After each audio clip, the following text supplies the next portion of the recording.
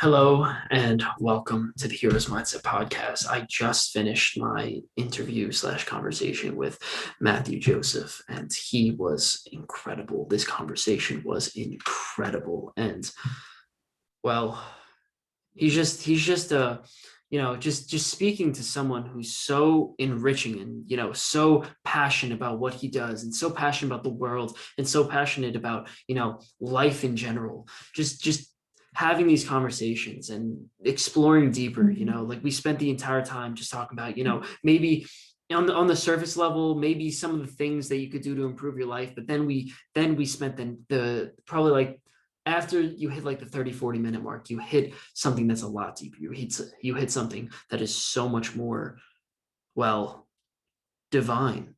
Well, the conversation that we had was actually divine, and we talk a lot about that. And well, ditching the self that you are now and going into a part of you that's so much deeper, so much more complex, and so much better. So well, I hope you enjoy. I hope you enjoy. Where we started this conversation in just, I'm going to start it right in the middle, and this is literally just where he was, his story, and well, we start from there. So enjoy. I've really been in entrepreneurship since I was like 12 years old. Like I don't how? know, it was just little things here and there. I'm sure maybe you've had like some little experiences here and there, just with little things that you might start or ideas that you'll have. And so like when I was 12, pretty much like the idea that I had was actually for a solar powered car. And Huh. so pretty much like I spent my whole summer, I think it was like I think it was seventh grade, going into seventh grade, just like hustling to this passion that I had, or this vision that I had that I to impact the world with like this solar car, right? Yeah. And so pretty much we ended up like there's like front lawn lights. You have front lawn lights like in front of your lawn. Yeah. You know how sometimes they're like powered by solar panels. Hmm.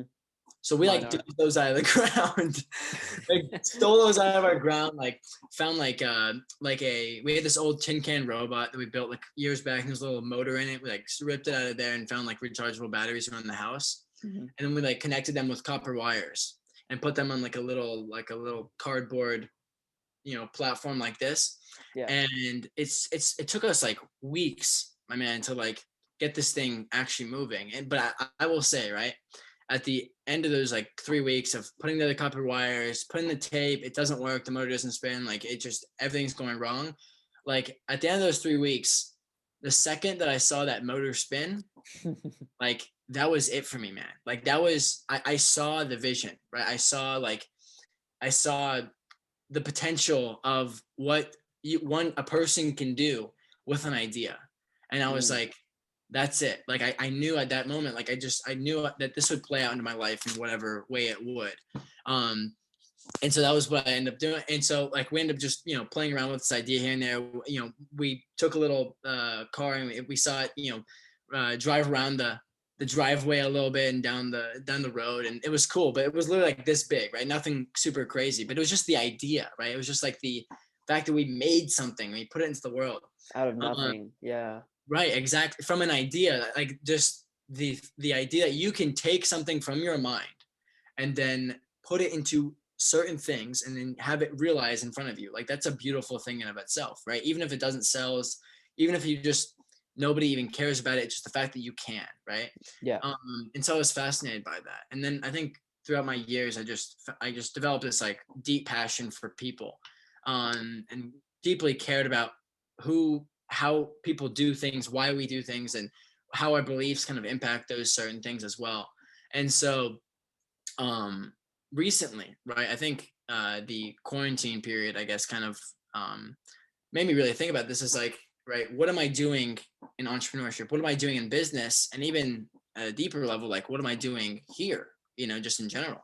Yeah. um and it's funny, man, like I don't know, there's just certain like mental shifts that you get, like certain realizations, like I guess, that you make. And I actually got this like I kind of got to this place after like just meditating for like I just meditated for like 30 minutes and just almost in prayer in a way. And Okay. in that place, I got to a place of like true, it was very odd. It was like true individuation. I felt Mm, like I felt like I had disassociated from the world, like I'd taken myself out of the world for just a second, for a moment. And I stopped thinking of like all these societal structures, right, that had been in my life, all these things that human has made to incentivize us to live or whatever it might be, like money or, like or pleasure, right? Like or certain aspects of of honing in on your pleasure to keep you in.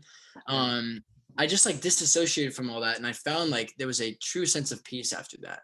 And Mm, so pretty much what ended up happening is I like I don't know, I just stopped caring about things. I stopped caring about like the way that people would think. Not sorry, the way that people would like maybe judge me, or if they thought that what I was doing was good or bad or whatever it might be. And I just took a step back and was like, I just need to live by my values, right? I need to live by the word, right? And so by doing that, like the money has never been a driving force of honestly anything that I've ever done in my life, just because it's never been attractive to me. Um, So, so right. you're surrounded by, and this is one of the things that kills me, I guess.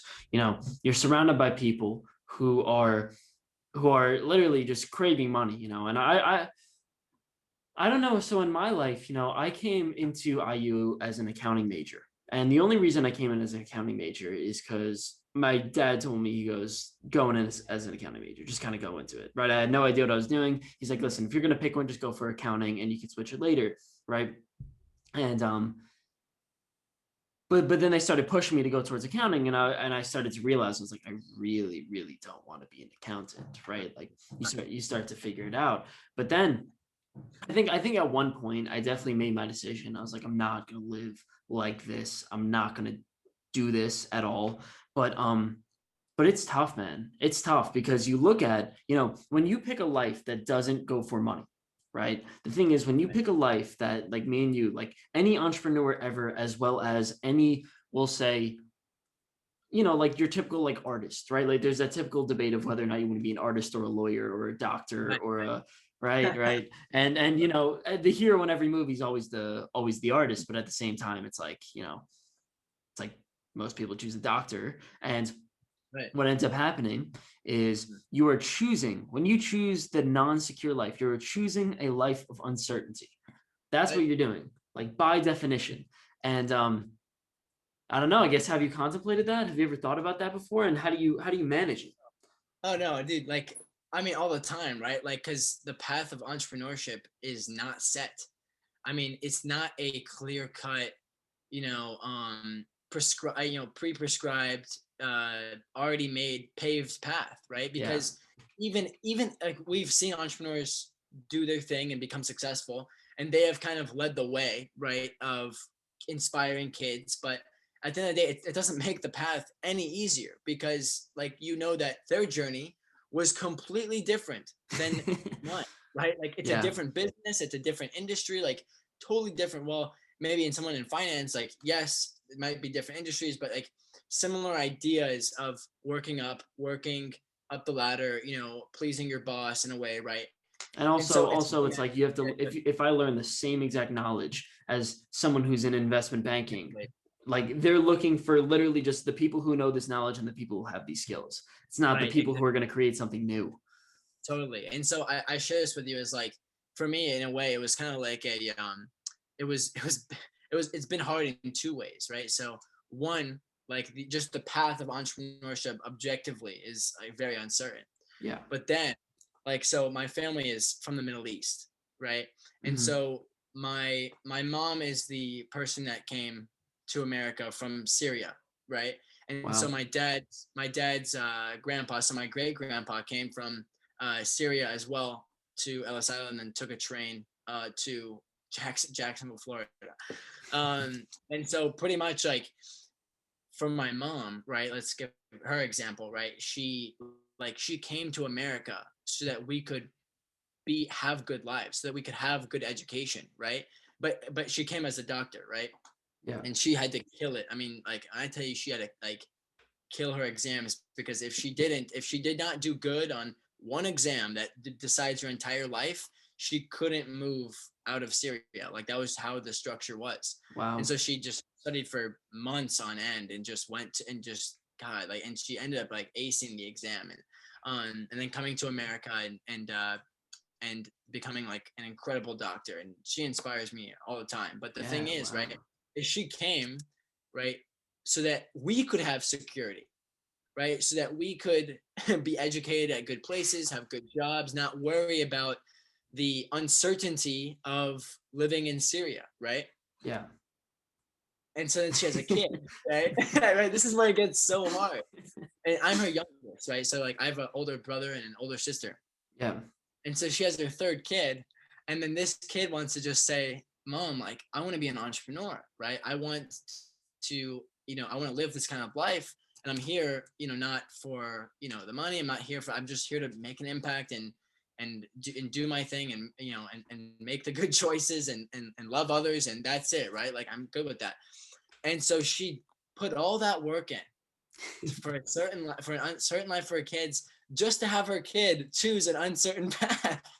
Like, um and so I've never actually like thought about that entirely, so like it's cool that I'm able to communicate this to you. But so yeah, like it just that was really not the easiest thing to have that on one side, like a kind of a cultural influence on me of like there are prescribed paths, and like that kind of immigrant mindset that each of us have, that each of us has, to have a good life, have a safe life, so that you can have your kids, and so that your kids can be certain, and so that they can have certain lives, and you can have grandkids, and that family Yeah. structure is stable, right? It's all about stability.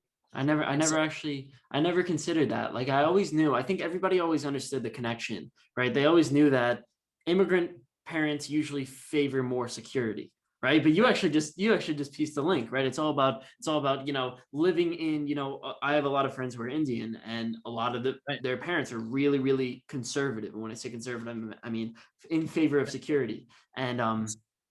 And yeah, like that's exactly what happens. They literally, like, all their kids, they're like, get a finance job, become a doctor, become a lawyer, and you just piece Right. together the connection. Now that's actually really cool. So let me ask you, what was the backlash? So you did it, you told them, right? I'm assuming one day you told them, or it sort of pieced together over time. What happened? Oh, dude. So it's so funny, man. Like, so as a kid, like I was just like, I was just really like, I mean, I guess I could say I had that moment of disassociation, but I feel like I've been disassociated from the world since I was a kid, So Yeah. like I remember having that conversation with my mom and my dad, like when I was in like eighth grade, and I told him, I was like, I'm not going to college, guys. Bro, they were like, I mean, they were trying to be understanding. My parents are like the most loving people you'll meet, right? But Mhm. it's like they were trying to be understanding, but I could tell my mom and dad were just like scared for their life, like that Yeah. their kid, what was happening to me, like what's wrong with me, like what's going on, like college is important, like this is, I mean, imagine again, like think about my mom came here so we could do that, Yeah. um and so yeah, I mean the backlash was at some times like, right, sometimes a lack of support in my ideas, right? But I mean, again, like I'm talking about a scope, like they loved and supported me at every single stage, and they just at every moment you felt a little bit as like, Matthew, like, yes, like you have good ideas and you want to do this, but it's not right. It's not what the world is about. It's not life. That's not what it is. Like, I'm sorry, right? As much as like we want to think. So it was a lot of those just like really tough conversations, and like, Yeah.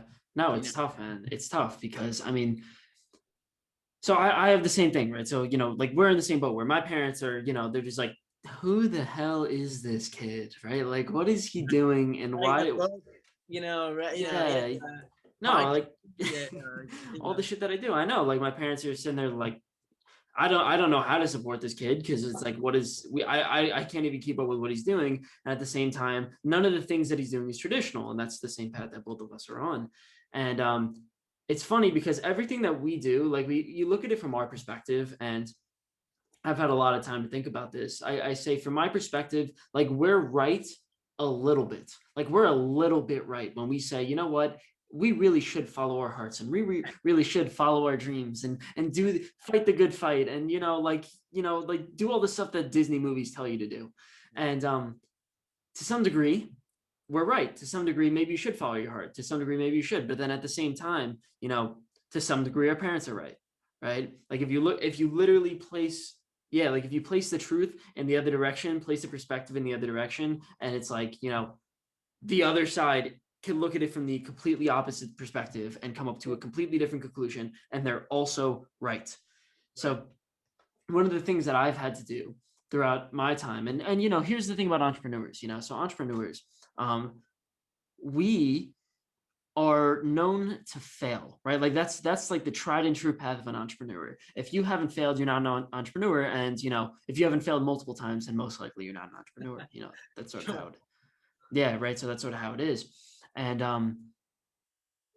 well, the problem is, right? The problem is across all domains is that we're incredibly naive, right? Like, you say you were in 8th grade. I was more in like high school when I told my parents essentially, yeah, I'm like, I'm not gonna essentially follow your system, like screw off. And yeah, by doing that, part of it is just me being completely naive and saying, hey, listen, screw it. I don't even want to, right? Like I hate the system, and I want to follow my heart, and I don't care about money, and I don't care about life, and I don't care about stability or responsibility, whatever, screw it. Right. But at the same time, that's what failure does. Failure hopefully helps your naivety over time.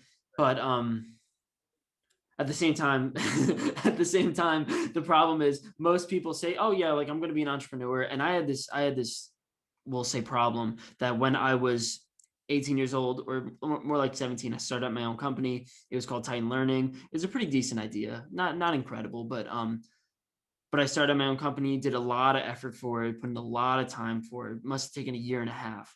And after a year and a half, I realized it wasn't going to work. And I spent so much time thinking about how this was going to be the end all be all, how this was going to be the final solution, how I was going to be different than all the other entrepreneurs, and how I didn't have to fail first. Right. And it was all naivety. It was all just straight naivety. Right. And it's funny, man, to make the connection to what we were talking about earlier is like, at the same time, it's funny how it connects. Is like a relationship is very similar to having a company, right? Yeah. Is like you think that you're the one. You know what I'm saying? Like you think that she's the one, right? Yeah. You think that you're the lucky one. That right? And like that that as a high school one. sweetheart, and yeah. Right. You like, and it's funny, and I'm sure you can connect with this a lot. Is like, that's the story. That's the story that like we believe that we are the Disney character, right? The hero's journey, baby. Exactly, bro. We're talking about it, so like, right. So it's like with a relationship, it's like we assume we think so deeply, like God, there's something different about this, right? There's something like, and it's funny, even if it's not that good of a relationship, you just don't want it to fail because you don't want to not be the hero, right? Like, so you end up just trying to make it work, and just what, and when there's problems that come up that are like deep problems that like, could suggest that maybe it's not working out, it's like, no, we have to persevere. Like, we can get through this. Our love is stronger than anything, but it's like, no, these are issues that maybe you should be addressing, or like, or that maybe it's a good reason to, not be in a relationship anymore. Yeah. Right. And there's also the possibility. It's like, for example, I started up my first company and I had my first girlfriend, and I believed that both of them were the one, right? Like Titan Learning was going to be it. And, my high school girlfriend was going to be, it. And, well, I never sat back and realized, I was like, wait a second, there are maybe how many billions of trillions of potential ideas that are out there, right? Or how many billions of potential business ideas that are out there. And there are how many billions of women. It's like, what is the chance that I actually hit it right on the first time? And if we're talking probability, especially when I was completely naive, right? And I also, well, pretty much we could say I had no idea what I was doing. And I believe, like in our naivety, we believe, and I believed that I hit it right on the first time. It's like, how stupid are we, But here's the thing, right? If we don't do it, then we'll never get out of that naiveness. We'll always think within that, right? Like, so I'm grateful, right, for those memories. Like we should be grateful that we went through that relationship, that we like went through that business failure, because if we didn't have that, if we didn't believe, right, that we could do it when we wouldn't have done it, right? Yeah. If we don't have that little thing within us telling us like this relationship is special, or like that this business is special, right? Then like we wouldn't do it, right? So like that's the beauty, right, of some of these narratives that are put in front of our kids, right? Like the idea that, you know, an entrepreneur, like that path, right? Oh, you watch The Social Network. I watched Mark Zuckerberg, you know, Yeah. work in college and do all of his cool things. And I, you know, oh, I watch Gary Vee, or I watch, you know, all these guys on, you know, and they did it, right? And then the same thing in relationship. You see all these, you know, chick flicks, and you see all these things. It's like they had so many problems, but they broke up and they did all this, but they're back together and they made it work. They made it work. And it's like, it's good that we have that, right? Yeah. But it's like a two-sided thing. It's like on one side, it's good that we have that, so that we can have that motivation within us to live and to experience things, and that to believe that it will work out. But also on the same side is that those things are so romanticized and idealized, right? That like it's so unrealistic that that the option of it never happening can never go into our minds. So Yeah. as a kid, we just believe that like that these things are going to happen. If I make a business, that it's going to be successful. But it's like we should establish the mindset like I should start this business because it could become successful, but there's always the possibility that it might not work out, right? That's a good way of looking at it, because it's like, you know, whenever well, so for example, right, you watch any chick flick, right? What was the movie that I was watching? I was watching Titanic, right? We could call it a chick flick, Yeah, right? It's a romance, right? And I was watching absolutely. the Titanic, and it just so happens that the first person that she meets on the boat is the one that obviously that it works out with. And the thing is, the movies aren't long enough to depict that whole thing, Right. right? Like they're not long enough, and they did it a little bit, right, where she had like the wrong dude and like, you know, all that. But it's tough. It's tough to be able to depict that, you know, because the first time she has like that first flit of romance, you know that it's going to be like she's going to end up with that dude, right? And well, it's not like that, right? It's not like that in real life. I actually like, so I'm reading the Harry Potter series right now. Oh, nice. Okay, And cool. dude, it's great. It's great. Sure. With the perspective you have, I'm sure it's like really interesting looking at certain things. Right. I'm looking at, essentially, you got to try to figure out, you know, why would a 12-year-old, or we'll say even like an 8-year-old, want to read a 700-page book? Right. 7 of them. it's like there's something in it that that didn't spark the imaginations of essentially every kid that has ever existed, because I don't think we've ever had a situation where in mass people are reading 700-page books.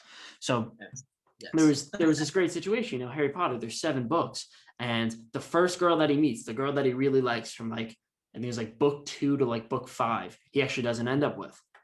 And I was like, I like that. I like that, because, you know, over this longer span of time, like I think it's like 4,400 pages is the total series, you know, like you're able to actually extract a little bit more reality than just picking out the hyper real details of, you know, every situation in the movie, because in a movie, every single scene needs to be incredibly dense with meaning. So, well, I like the idea. I really like the idea how if you keep failing and if you keep going, then if you keep taking action, then you could actually, you know, you're eventually going to get to the point where, you know, you get to the right spot. Sure.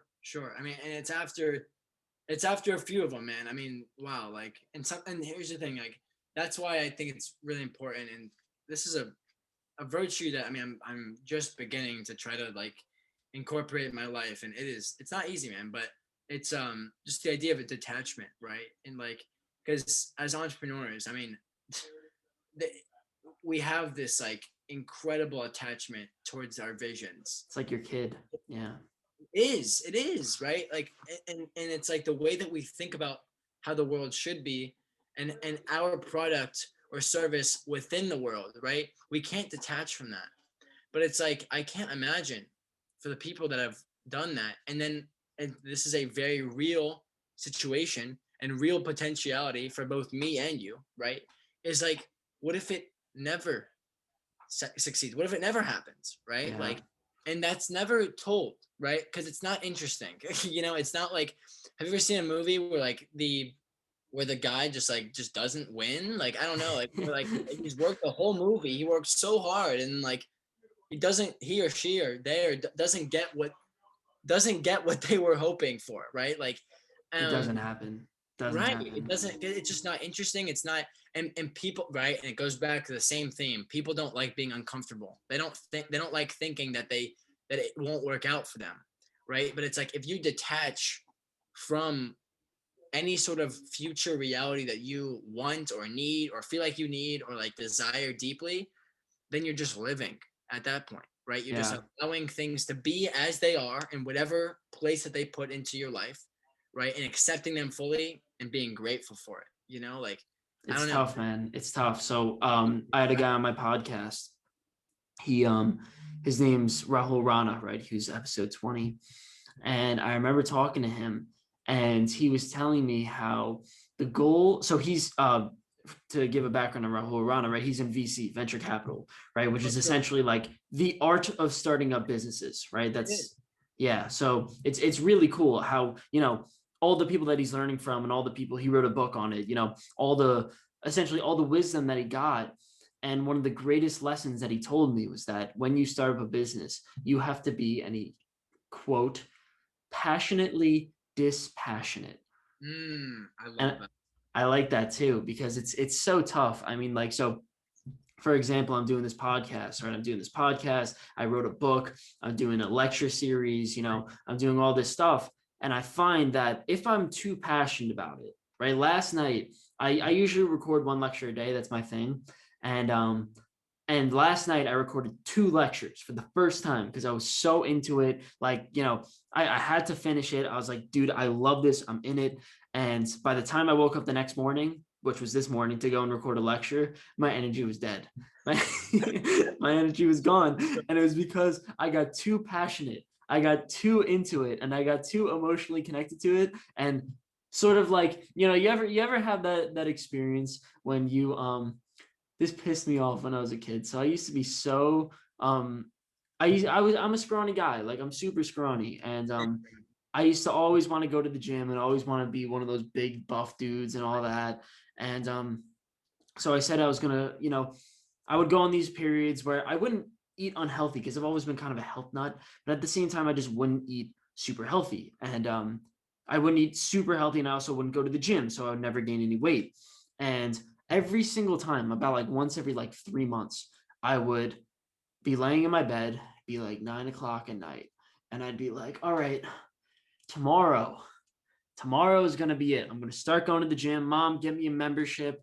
Um, I'm gonna run in the morning. I'm gonna start eating super clean, like super clean, and 5,000 calories because I got to bulk up a day. Start getting protein shakes, and you know what? Right now, let me do some push-ups just to solidify it. Let me just bang out some push-ups. Let me bang out my 6 push-ups because that's.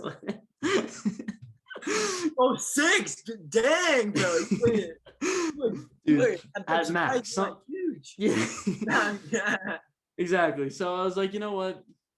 Let me do it. And then, 2 weeks later, it's like, I was too passionate. I was too passionate. By the time that 2 weeks later, it would phase away, and I would realize that as I'm actually lifting the weights, I'm not going to be as happy as I was that first night, because that first night was just too damn good. And well, I've been trying to figure out the balance, and figuring out the balance is, I think, one of the most difficult things I've ever had to experience in my own life. And I think one of the things that you've succeeded in, and I could call this unequivocal, because I mean, obviously we've been around each other a decent amount. Unequivocally, you have succeeded in interacting with people, right? Like, when we talk about interacting with people, you do such a great job at being passionately dispassionate, right? Like, you don't get too into a relationship. But I mean, hey, listen, I got a text from you a week, 2 weeks ago, just, hey Nick, how you doing? Like, let's talk, let's chat, Right. So we got to answer the question: how have you been able to, through success and failure, mostly failure, been able to navigate the relationships in college? That's a good question. Oh, that's a really good question, man. Well, so I guess a bit of like, so wait, you said navigate the relationship in college? By relationship, I mean, keeping, we'll say, business relationships as well as personal relationships, as well as just, I think the biggest thing in college is people don't go out and meet new people. Like Right. once you get your tribe, let's say, once you get the people that you surround yourself with, then you essentially close all your doors. You have your people, and that's it. How do you go around and just say, hey, listen, what's up, man? How you doing? Like, Sure, sure. Well, dude, it's funny, man. So I came to IU from Jackson, Florida, right? So mhm. like Indiana, Florida, no one. I didn't even. I maybe I've said this to you before, but I should did not know Indiana was a state, bro. I thought it was like a city of some other of Ohio. I don't know. It was just like really, and I feel bad because it's like it's a good state. I like it here. Um, but I came here one for obviously like great business school, but I would say the most reason for why I came here is I wanted to just completely restart. Right. I had friends and Same. I have friends in high school that I had, and I'm only close with like two or three people from my high school, like really that Same. I talk with like every day or anything like that, right? Um, but I just wanted a completely new experience where I can walk at IU and meet someone new every single day. Where I will go to my college, I'll go in my dorm, where there's no baggage, right? There's no like, but what if I see that person when I'm walking in, like, or that person's from home, like nothing from home, a truly like new experience fully, right? Yeah. And so like, and I knew, and pretty much I forced myself to kind of be in a completely uncomfortable and new experience where I was forced to like have to kind of develop those skills in a way, right? Like it was almost like a rite of passage in a way. So it's like if I didn't make it, right, if I didn't interact with people well, then like I just wouldn't have friends because I had nothing to latch onto, right? It was almost out of like necessity that I had to. Yeah. But I don't know, like it's just I would say that like it's just a deep passion, man, for like for people and like a deep empathy, right? Like um I just really care about people, and I think if I had to examine it, right? And this is cool, I got to examine it with you as well. As like um my dad always told me like ever since I was a kid is like Matthew, like every single person has a story to tell, right? Yeah. Um, and he said the CEO of your favorite company has a story to tell, and the guy on the side of the road that is asking for money has a story to tell.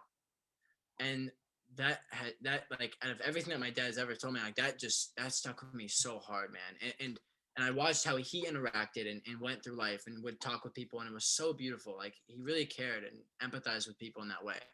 Um, so in terms of actual college, I think that's been the narrative for me is I really care about just hearing a little bit of the deeper aspect of someone's life or why they are who they are and stuff like that.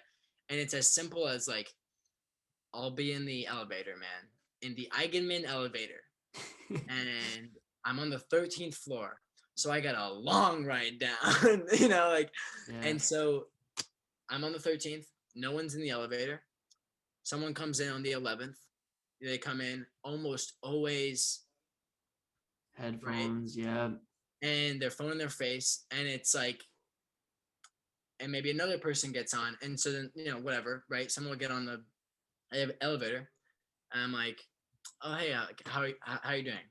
Just like how you doing? Like how you doing today? It's been good morning so far, like anything like that, right? And the mix of reactions is amazing. Like I love it. It makes me so happy, right? Even if they're like they give me like one of these, like they look from their device and they're like, wait, something happened in reality. And they look at the corner of their eye and they're like I'm good, like I'm all right, and I'm like, oh, okay, cool, like I guess like I having like a busy week, like is it have any tests this week, and then like they already have the one AirPod out, and then they take the other one out, right, and then they're like, okay, like yeah, it's not been too bad, like I have an exam tomorrow and whatever, it's going well. I'm just like, okay, yeah, oh yeah, like oh my god, there's this I have a calc exam tomorrow too, like and I'm not really excited for it and whatever, and by that time, right, it's just like the floor, it's like at floor one, right? And maybe two or Yeah. three other people came into the elevator and they actually joined in on the conversation, right? And so Yeah. now you're talking with 3-4 new people that you're never probably going to see again, and that you're never going to get a chance to talk to again. And so it's like you leave the elevator, and I remember this one time, man, this guy, he said he had so I asked him, I was like, hey, I got on and there was actually already 3 people in there. So it's easier to get on when there's people. So it's not awkward. Like you're not sitting in silence and then going to it. Yeah. So like, I walk into it already asking like, hey, like how is everyone doing? And this one guy's like, oh, I'm doing all right, man. I'm about to go to a presentation right now. And we started talking back and forth, and because he had business presentations, right? And I told him at the end, I was like, oh, dude, like I'm sure you're gonna kill your presentation. Like you speak already really well here. I'm sure you're gonna do really well. And so we all and what the girl that was actually standing next to me agreed with me. She was like, oh yeah, like you do speak really well. And so it was like 2 compliments on like at 9 o'clock in the morning. And the guy gets off the elevator, and I could tell. I don't know if you've ever been in Eigenmann, but there's like mirrors on like the side when you're leaving. Yeah. And I saw the guy's face, and he was like smiling, man. Like, and it was like maybe he saw something on his phone, right? Whatever, all the variables. But even if I contributed at even in the slightest, that smile, right? Like, that's it, dude. And he walked in, killed the presentation, got just 100. destroyed it, dude. Yes, Yeah. exactly. Right. Like, Well, actually, I actually want to verify something because, so you ask if I lived in Eigenmann, and just to clarify for everybody, Eigenmann is just a dorm, right? A college dorm where we had a bunch of Kelly kids, right? Business kids. And I lived in floor 12, right? So I'm assuming you were floor 13. I was one below you. And I want to verify your story because most people will come and say these stories and they won't actually live it. But I remember we had these when we were in this, it was a living community that we had, and we had to dress up in these suits, and we had to go down to the basement of Eigenmann to go to these presentations or whatever, business professional, blah, blah, blah, And I remember everyone was late for this meeting. Everybody, they say it's like you got to get there by 7. If you get there by 7 sharp, there's one time I showed up 7 sharp, and they literally go, if you showed up a minute later, I would have kicked you out. And so everybody's rushing down these elevators. And one time I get into a freaking elevator with Matthew Joseph right here. And this man just started up a full conversation in the elevator. We had maybe something like 1.5 to 2 times capacity in this elevator, 20, 30 people. And you got there was a point where all of us were laughing in the elevator, just this little conversation on the way down to the basement. And it's just crazy. It's just crazy to see, first of all, the fact that you're genuine about it. One of the things that I do that really pisses me off is that whenever I go to say, I try to do that. I say hey, how you doing? But I say hey man, how you doing? Right. And then kind of look away. And then obviously the person takes a social cue and he's just all right, he doesn't really want to talk. He just wants to kind of get rid of the awkwardness. But you actually went in and started a full conversation with everybody in the elevator. And well, when you talk about empathy, okay, so here's the thing that got to me, right? I'll give you a story.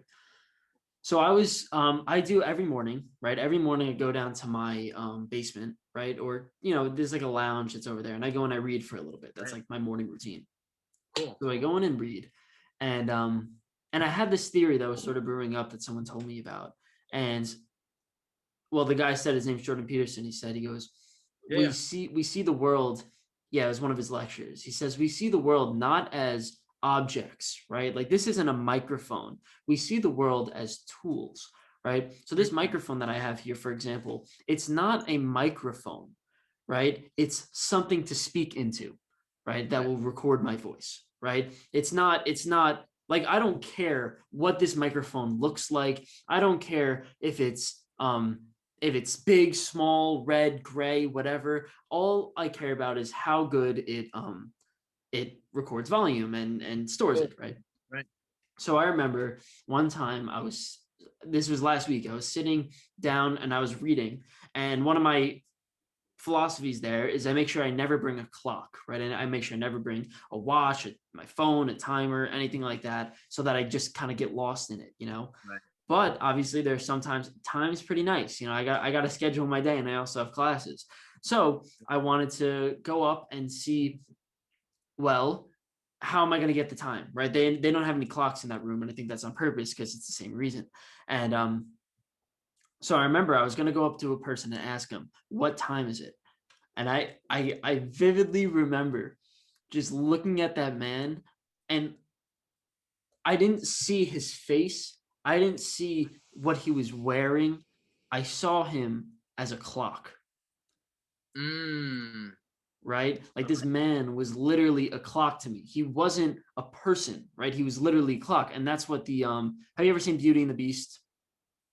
Yeah, sure. Right, Beauty and the Beast. I was just thinking about this because there's the clock, right? The clock that talks and the candle that talks and the Right. dresser and all these people. And it's because it's that exact reason. It's that exact reason. It's because the beast, right? They were originally people, and then through the spell or whatever, the beast they turn into a clock and a candle and all these things because that's the way that the beast Yeah. saw them as, right? He saw them What, are you as serious? what? Yeah. I didn't know that actually. Well, that's just, you know, if you were to analyze it deeper, that's exactly what it means. Yeah. Right. Okay. Sure. That's really cool, actually. Okay. Yeah. Continue on. That's awesome. Well, you think about it, right? Like one of the guys was he was the butler, right? And the butler essentially turned into a candle. And you ask, what is the difference to the mean, evil? He was like a trust fund baby. That was like his, you know, that was the thing that was wrong with him. And what's the difference to the beast, to the trust fund baby? There was almost no difference. Because just like the microphone, it doesn't matter if he looks like a candle, if he looks like a person. He has the same exact function. And well, so this I'm going to relate this back, you know, the fact that you look at people with empathy, right? You look at people as a human, right? With a story to tell, and well, something is divine the right word for it? Something, Right. Well, yeah. yeah, right? Like something divine within Sure. them, right? There's something impressive, there's something that could be wow, there's something that there's a soul within them. And by looking at them like that, it's like a completely different world. It's literally a Sure. completely different world. Sure. Sure. Really quickly, can you hear me, by the way? Yeah. Okay, cool. I just want to make sure. Um, you know, it's funny. I was gonna say about about the Jordan Peterson quote. Jordan Peterson's a great guy. Like, he has incredible content on YouTube and whatnot. Agreed. Yeah. But it's like funny. It's like, you know, in terms of, I guess in a way we do see people as tools. Right? We do see the world as tools, right? And I guess you could say, right, that somebody may look at me as a tool for, I mean, this is a little, actually, I don't mean to like be egotistical ever, but in that moment, right, in the moment with the guy at the presentation, right, Mm-hmm. on the elevator, like that guy might, you know, have looked at me as a tool for happiness, right? But the thing is if you look at people as things of utility, right, you're not going to get the things that you're hoping for usually. I feel like, right, like, um because what is a human being's function?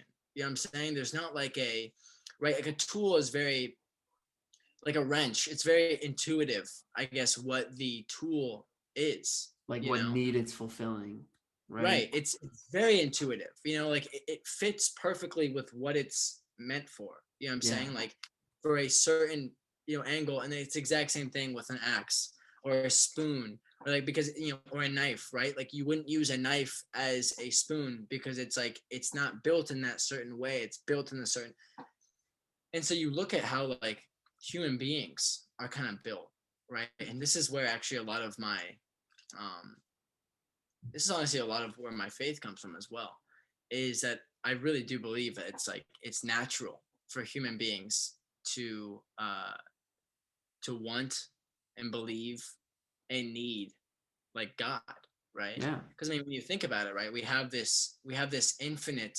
desire, man.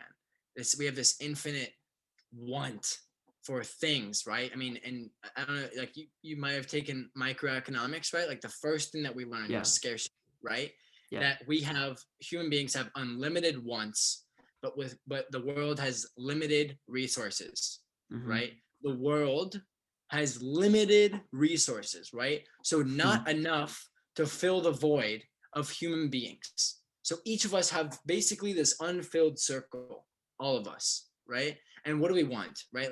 Let's look, on Maslow's hierarchy, right? We want obviously foods, physiological needs, and we also want esteem, right? We want love, we want self-actualization, we want purpose, right? These are the things that are important to us, And then you look at God, or even just the idea of God, right? Like, Spirituality, yeah. or spirituality, right? Aspiring towards those things, God fills that perfectly. At least in the Christian sense, right? And I'm sure other religions probably have ways that it fills us as well. But I only particularly knowledgeable about Christianity in a large sense. But for God, it's like all loving, right? So even if we didn't have a family that cared about us, even if we didn't have a husband, a wife, or friends, or if all that disappeared, we still have all the love that we need, right? Even if we were homeless, so we were, like we had no esteem towards ourselves, we felt like we had no purpose in this life, we still have purpose. We still have someone that looks at us as much value as anyone else in this world, right? So even if you were stripped away of everything and you had nothing, you still have everything. That's an Right. interesting way of viewing the world. And it's like, and also, so to translate back to what you were saying, right? That's how we should look at people in the same way. It's just like that each of us are, I guess, contributing to this interconnectedness that we are all living in, all desiring something much greater than anything that we could ever want, right? And but Yeah. almost as walking manifestations, right, of God in a way, right? Like we are individually, right? We're not perfect, right? But we're at least in the image or in the likeness, and walking individually as with God in our hearts, whether we know it or not, and interconnecting that in our lives, right? Like that's how we should treat others, so it becomes much Wow. personal. So I'm going to break down what you just said in the way that I understand it, because the way you said it was so, I guess, profound. I don't know. I feel like that was profound. And I want to translate it into my language. That's what I wanted to. Sure. I'm sorry. I don't mean to No, speak dude. to That was I guess good, out there, man. but That was good. That was good. So let's take it through. So I'll do it in the when we get back to tools. So when you say, imagine there we have this hierarchy of needs. Imagine we have this I usually think of it as like in Shrek, right? How in Shrek there's the idea that ogres have layers, right? Ogres have layers, okay, yeah, onions yeah, have sure, layers, sure. right? It's the same idea as Maslow, right? So ogres have layers essentially says that humans have layers, and imagine like there's the outside layer of like the needs that you like that really aren't that important, like your outside desires, like your need to feel liked, right? Like these like pleasure, like all that stuff, and then eventually you get to the middle and you reach like your really most important basic needs. So it's the same thing as Maslow. It's just the top of the pyramid is essentially the middle of the onion. And Right.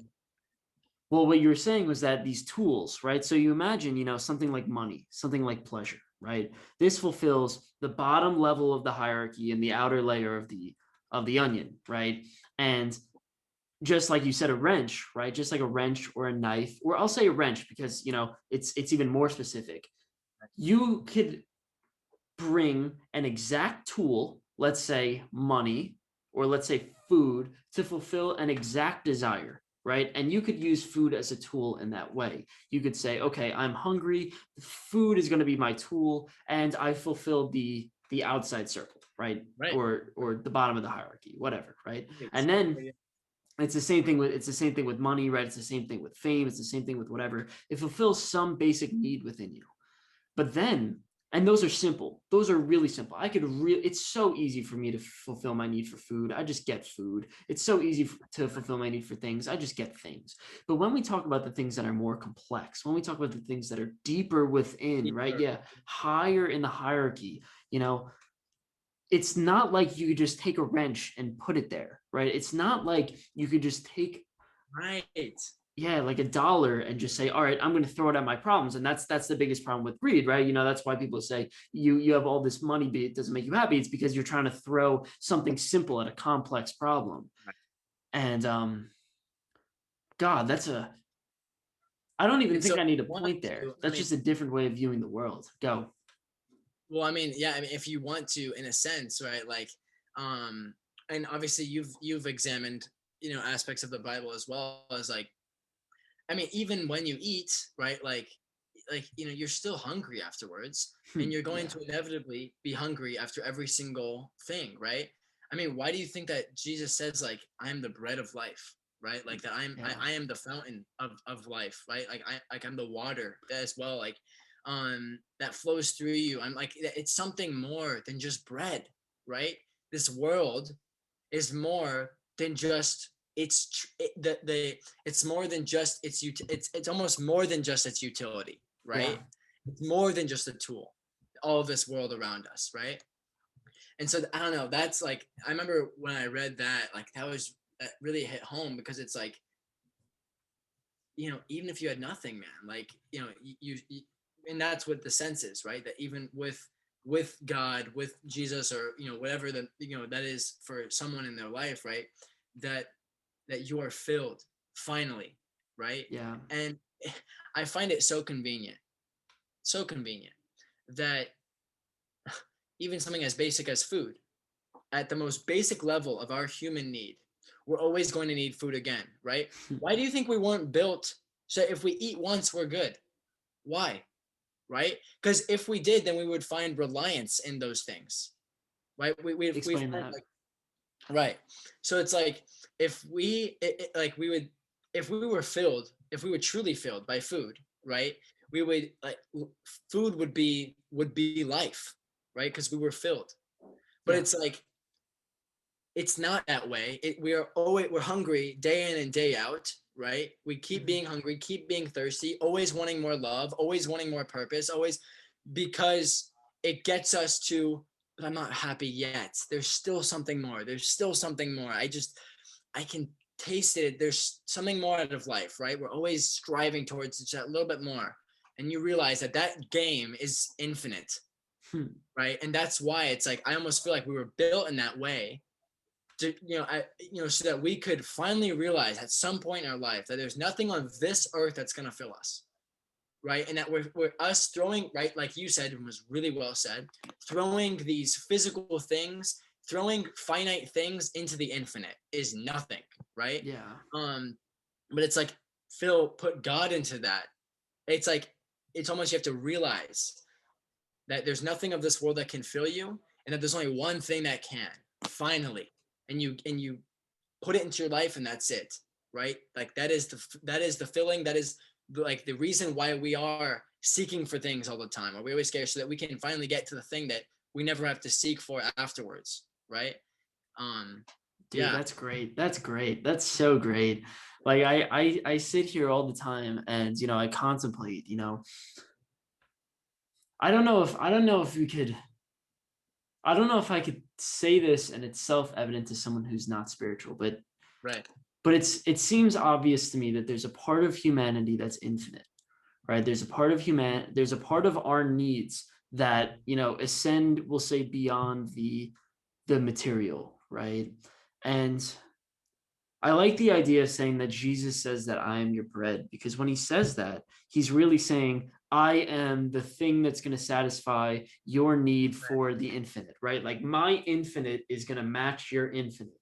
And and really there's nothing on this earth that could do it. And the only thing that comes close when I think about it is Right. relationships, right? The only thing that comes close is forming. You ever just have a conversation with that person and Right. you literally just like, there's this belief, I was talking to my friend, she's very Christian, and she told me this like the first time we had a conversation about God, where she goes, there's this Christian belief that anytime two people have a conversation about God, he's in the room, Mm. right? He's in the room. And that's the idea. That's the idea. Whenever you have a conversation about the infinite, you're connecting with the infinite, right? That's exactly what you're saying, right? And and I don't know. I think there's something special in that. Right. And well, so there was a study that came out where they said the number one thing across all cultures, where how many cultures was it? I think it was like 100, Right. Right. where they said the number one thing that predicted happiness across all cultures in every single culture was friendships. Right. Friendships, not family, which I thought was interesting. Yeah. Like being with your family actually doesn't predict happiness because, well, after a while you start to lose the connection a little bit, and maybe you need that little bit of newness, right? But friendships is something that, I guess, something that you choose to be in, right? Like I haven't, I guess it doesn't feel like an adequate answer, but Right. but something like that, where literally you go in and you have this connection with the infinite that doesn't exist anywhere else. Sure. Well, why do you think? Again, I'm actually genuinely answer. I'm genuinely asking is, so if the thing that comes close to it, and I couldn't agree more, right, is relationships, right? Mm-hmm. Why? Like, why is relationships so filling to us? Like, what about it? I don't know. Like, Huh. and we That's a, can explore this together, right? Like, yeah, no, that's a tough question. So here's one thing that usually I like to, when ask questions like this, I like to build it up from the ground. So here's one thing that I think is really important. If you look at the brains of humans, we have the biggest brains out of everybody, right? Even whales have smaller brains than us, right. and we have a lot bigger brains than monkeys. And if you look at what is the difference between the monkey brain and our brain, the outside layer, right? If you think of evolution, right? Like we built on top of monkey brain. We are not just like a completely new brain. Our brain is literally built on top of it. And the outer layers, the part, the we'll say monkey 2.0 is mostly social, right? And well, there's this mechanism that ends up happening where monkeys are pretty social but not completely social. But then once you have a monkey that's a little bit more social than all the other monkeys, he's, we'll say, step one towards humanity, and his brain's just a little bit more social. And then what happens is obviously everybody becomes a little bit more social, and then there's this feedback loop where you have the people, where nature selects for the people with the biggest brains, and the more able you are willing to, or the more able you are to participate in a social environment, the bigger your brain is and the more likely you are to be selected in nature, right?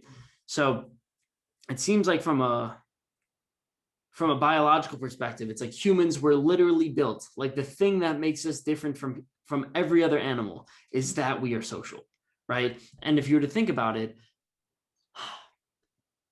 I like to analyze this in terms of whether or not animals have spiritual experiences, right? Like you got to ask that question.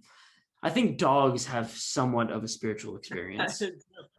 right? Right, they're man's best friend, my dude. Like everyone goes nuts for dogs, and like you look in a dog's eyes, and they show you love, right? They show you love of whatever that is. Just Uh, purity, right? yeah, yeah.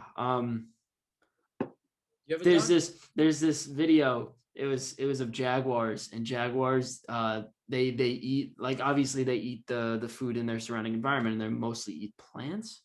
They eat some plants, not completely Right. plants, but they have these magic mushrooms, right? Like these freaking, what are they, hallucinogenics, Right. psychedelics, and they just go nuts. They just go nuts. They literally, they're sitting. Imagine a jaguar Just laying on its back, just staring at the world. Like eyes are just kind of like bouncing around. yeah. And he's like, clearly, this is clearly a high jaguar. Right. And well, you just got to ask the question, is that a spiritual experience in and of itself For that jaguar, for right? that Or, or jaguar? or is just a psychedelic experience a spiritual experience, right? Like, I know Seems like people it. have had that conversation since the 70s. What I'm saying? But yeah, I mean, well, just in general, right? Like, um, in terms of like what you were saying about the kind of the building on top of the monkey brain and kind of us being so social. I mean, well, and this honestly goes back to what you were saying. I mean, earlier, I think that you said it really well. Is like in terms of the like, obviously, we like I think we're very interconnected like beings.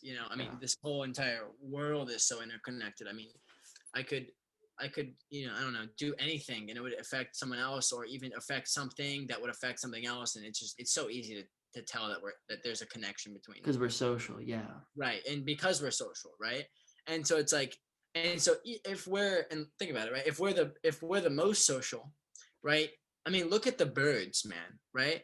Look how much they're interacting with each other, right? They're like, there's this one time I just like, it's kind of weird, but I was staying outside Kroger, and there was like a million birds because it was like 6 a.m. I'm not gonna tell you why I was there, or like why I Dude, was getting you're an milk. entrepreneur. Entrepreneurs have an out in all cases because the purpose of an entrepreneur is to think differently than everyone else. So do not feel ashamed about that Right, at right. all. You're right. You're right. So I was 6 a.m. outside Kroger with milk in my hand. Right. And that's my out, right? That's I don't there was just this tree, okay, and I've never seen this many birds in my entire life.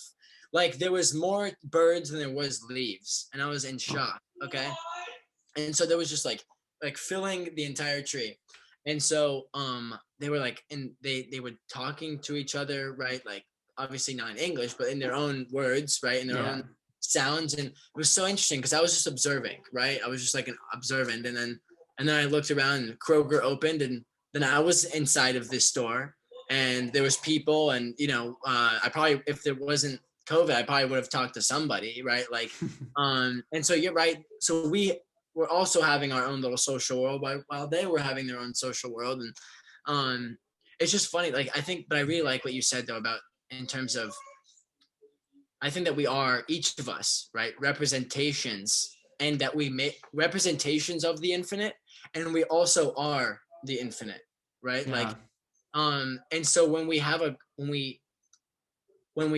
connect with somebody, it's like it's you do. I mean, in a way, right? You are connecting with the infinite because in front of you is the world. Like in front of you is just a person is no different than like the concrete that they're standing on, which is kind of weird to think about. What, like in the fact that we're both matter? We're both being, right? Like, I mean, obviously, like not the concrete is not being or conscious, but it's a subject of matter. It's a part of our existence and our reality, right? So Yeah. it's like that person is no different, and as the sky that is around us is no different too. It's like, and then you realize that you are also that for them. Yeah. And so like you're looking at the infinite, and something about human beings is like obviously I think we have this rationality that kind of makes us a lot different, and our consciousness, and that like the fact that we're conscious of the fact that we are beings, and that like we're conscious of the fact that like everything around us is also beings, I guess, has that connection towards the infinite in that way. And that's why it fills us in such beautiful ways, and fills us, it fills those infinite parts of us, I guess, not necessarily entirely because people have bad relationships, but like in a sense that no other thing might, right? So I don't know, maybe like that's something to be said about that. No, that's interesting. So your theory, so first of all, we try to answer the question of why do relationships bring out the infinite? And your answer seems to be something like because, well, there's a deeper part of ourselves that needs this fulfillment, right? Like we established this sort of need. And the way that I like to look at it, and this is from an evolutionary perspective, which I spend a lot of time thinking about, Sure. So there's this theory that, I really like this theory. Well, you think about the individual, and the individual could be a hero, right? Like an individual goes on a hero's journey, and you could say they end their lives maybe as a hero, right? Take that a little bit bigger, right?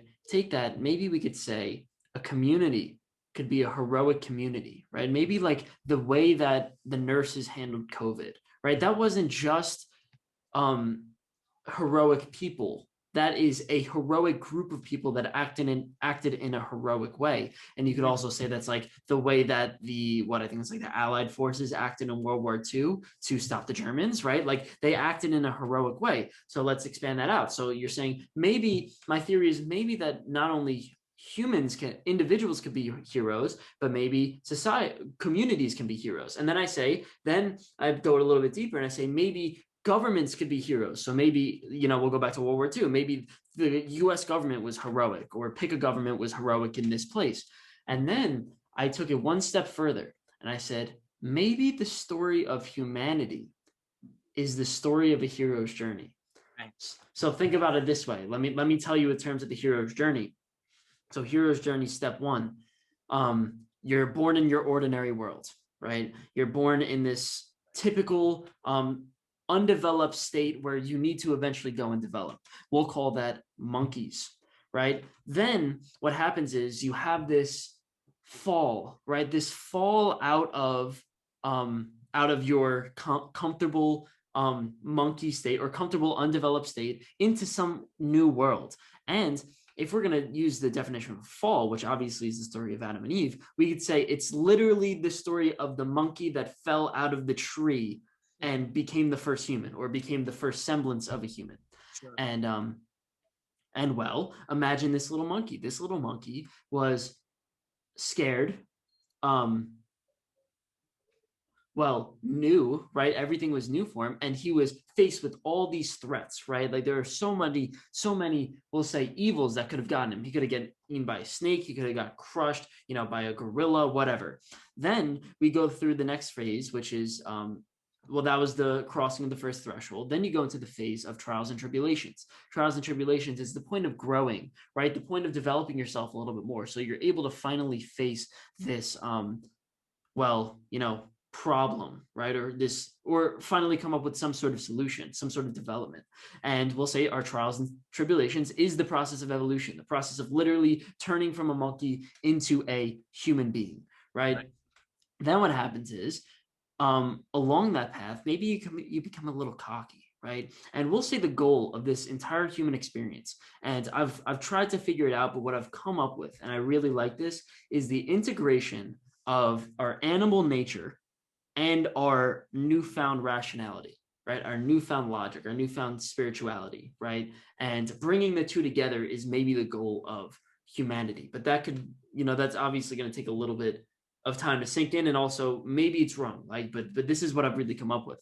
And then you go through the trials and tribulations, and then you have this final point where you're a little too cocky, and you really need to overcome this ego, right? This ego that's holding you back, and this ego that's bothering you. And we could say that is rationality. So maybe along the process of evolution, or we'll say the trials and tribulations, we developed a spirit, right? We developed this spiritual nature, which was good, but we also developed an ego. We also developed this strict logical rationality, which you could sum up in greed, essentially the 7 deadly sins, right? Greed, whatever we'll go with, right? Sloth. Let's see if there's any that really, well, one of the things that Dante says in in Dante's Inferno is the people who are in the bottom levels of hell are the people who betray, right? Because you're so self-interested, and you're so, we'll say, greedy. You have such a strong ego that that you betray somebody, and that's your ego talking, right? And we'll say even the desire for pleasure, right? These are problems of humanity that we still haven't been able to pull apart. Even though we developed this beautiful spirit, we still have these fundamental problems. We could call them 7 deadly sins, but maybe the desire for pleasure, and pleasure and self-interest. That's a good way of putting it. Then you need to come into this final confrontation. The final confrontation is the confrontation with that ego. The final confrontation is the confrontation with your self-interest, and dropping off this crappy part of us that was developed along evolution. And then you transform, and the transforming is the shedding of the ego. And then by the time you are fully developed, by the time that you've returned to the ordinary world, the place where you once were, you are a fully formed, developed human being who has spiritualistic elements, who is able to combine the animalistic and the logical and create a spiritual. That is maybe the hero's journey of humans. Right. My man. Yes, sir. Damn, bro. I love that, man. Seriously. And obviously you spent a lot of time thinking about that. Let me just put on these headphones real quick. I'm going to think about that while I'm getting these headphones on. Man. Go for it. Dude, I'm telling you, man. This was... I think I like that, though.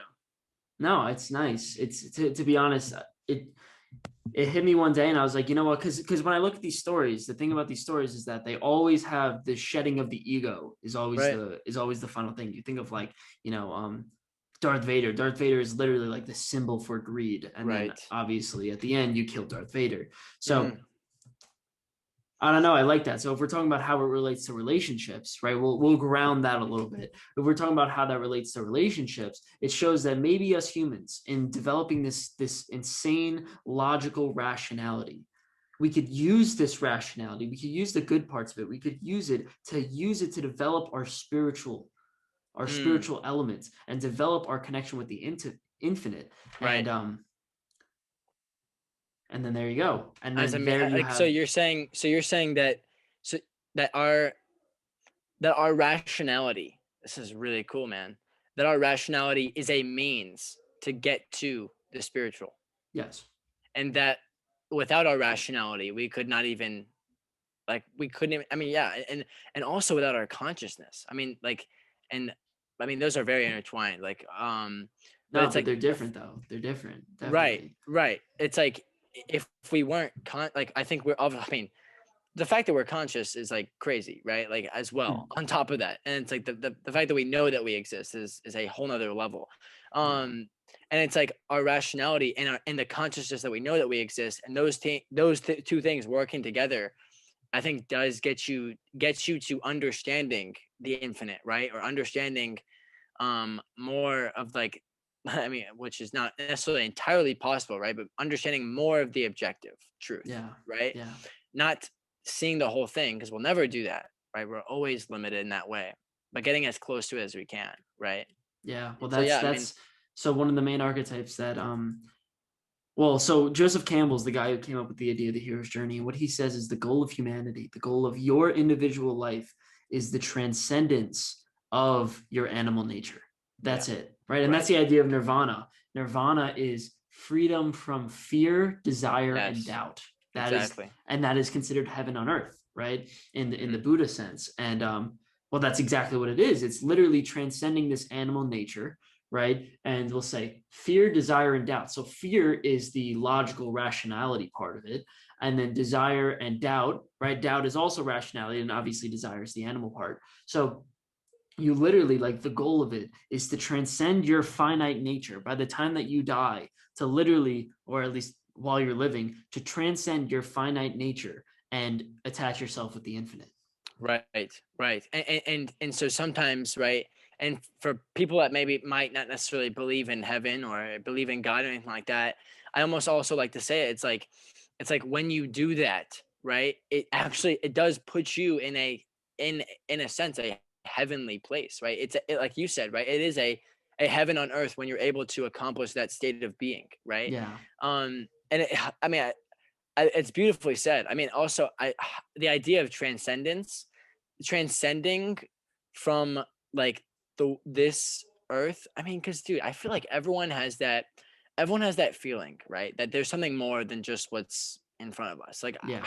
I mean, it can't just be about crunching numbers and finance and about, helping out a business or making a business, or about, it can't just be about that, right?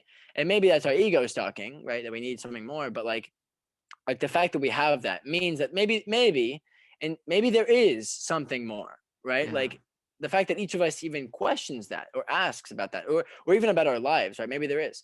um but, like, I think at the end of the day, it's like, I mean, and at the end of the day, it's like, we have this life, and it's not like we're necessarily wanting, like, we shouldn't desire more out of it, right? Like, we should we should want a good life, right? But there is something to be said about, like, taking this nature and looking a little bit above it, right? Almost, you could say a bird's eye view, but it's deeper than that. It's not like Yeah. you're not seeing things as they are. Sorry, you're not seeing things as a human. You're seeing things more as they actually are. And so I'll give you an example, right? And because this might be really complex in like theory or whatever, but, Let's like, in an see. example, it might be easier, right? Like, is take suffering, right? Hmm. Let's take human beings' ideas of good and evil, right? What do we think of when we think of good and evil? We think of things that good are things that bring us pleasure, and bad are things that give us pain, Yeah. right? This is why the idea of like, a bully, right? A bully he's evil, right? The bully is evil, right? But it's like, okay, wait, if you take a step back, right? And this is the classic, maybe the classic bully story is like, okay, he's having problems at home or something like that. Yeah. Like, oh, then you have empathy for him, and then you start seeing the goodness in him, right? Yeah. Like, and so it's funny, man. Like, like even in our ideas of what is good and what is evil are so human. They're so human and they're so surface level. It's like, okay, if we were to like, that means that all of our failures, all of our suffering is evil and that we shouldn't have them, right? And that we should maximize our pleasure so that we never have to deal with pain, right? So we Yeah. never have to do, and that's not how to live, right? We can't live that way, because even in I mean, and this is a quote by Nietzsche, right? Like, is that if we were to maximize our pleasure, even if we could maximize our pleasure, because it's not how life is. Even Mhm. if we could, we would start finding pleasure in our pain, right? How? So like, well, Whoa. because Whoa. right, it's really it's kind of like it's even if we maximize our pleasure, it still wouldn't be enough, right? We would actually start finding pleasure in us being painful, right? We'd start finding pleasure in like in us feeling down about ourselves because like we just experienced this like crazy high. People might say like, oh, I like being sad, right? Or I like being down. Like there's a sense of comfort within that, which is like odd, right? And Yeah. so even if we were to do those things, it's still never enough. So if that's the case, right, there has to be something more than just pain and pleasure being good and evil, right? Maybe there's something else. So maybe Yeah. it's not about pain or pleasure. Maybe, right? It's about like true fulfillment. And that's what following your rationality helps you attain, right? It doesn't focus on like what is going to maximize my pleasure now. It's what's going to make me fulfilled in the long term, right? At the end, or even right now, or like what is the right thing to do? Because doing the right thing is going to be what is fulfilling, Yeah. So I don't know. It, What are no, your thoughts it's on that? so I'm reading this book right now. I actually just finished it. It's a really good book. It's called The Four Agreements, and Mm, do I have it with me? It's a little far, but it's literally 140 pages, and it's like this tiny. Like it's not okay. thick at all, and like really, if we're talking about like the size of like a normal page book, it's really like an 80-page small essay, Right. and it's the idea of the Toltec. So the Toltecs. I hate saying the word primitive, but you get the picture, right? No, They're totally, totally. Yeah, yeah, yeah. so there's something like that, and they have this idea. Their idea is called the idea of the dream, and they say that when we live, we're you think of a dream as something that's not real, something that's made up by you, and it's something that, well, hopefully has some truth to it, but maybe not. It might just be like something stupid. Well, he says that we live in a dream. The Toltecs say that our life, the life that we live, is a dream, Right. and as we live, we are dreaming. And Mm, well, that's a really strong idea throughout like all the mythology. Like that's the idea of the Matrix, right? The idea of the Matrix right. is you're leaving the Matrix when you go into the real world. Right. You ever seen the Truman Show? Okay, it's on my list, man. Promise, it's Oh, on my list. I want to see it bad. dude, It's you good. blew my mind. Okay. Okay. Blew my Cool. mind. I'm Cool. not gonna I'm not gonna say that one. But that the idea of WandaVision, right? WandaVision's a new show. Have you I'm seen watching that. it? Sure. Yeah, I'm in the middle. I'm watching it tonight at 3 a.m. The final episode. Yeah, yeah. Well, that's the idea of. So I just watched episode 8, and I spent the last podcast of mine breaking down episode 8, and Oh, literally that's the nice. purpose. She lives in a dream, right? She Right. essentially creates her own reality.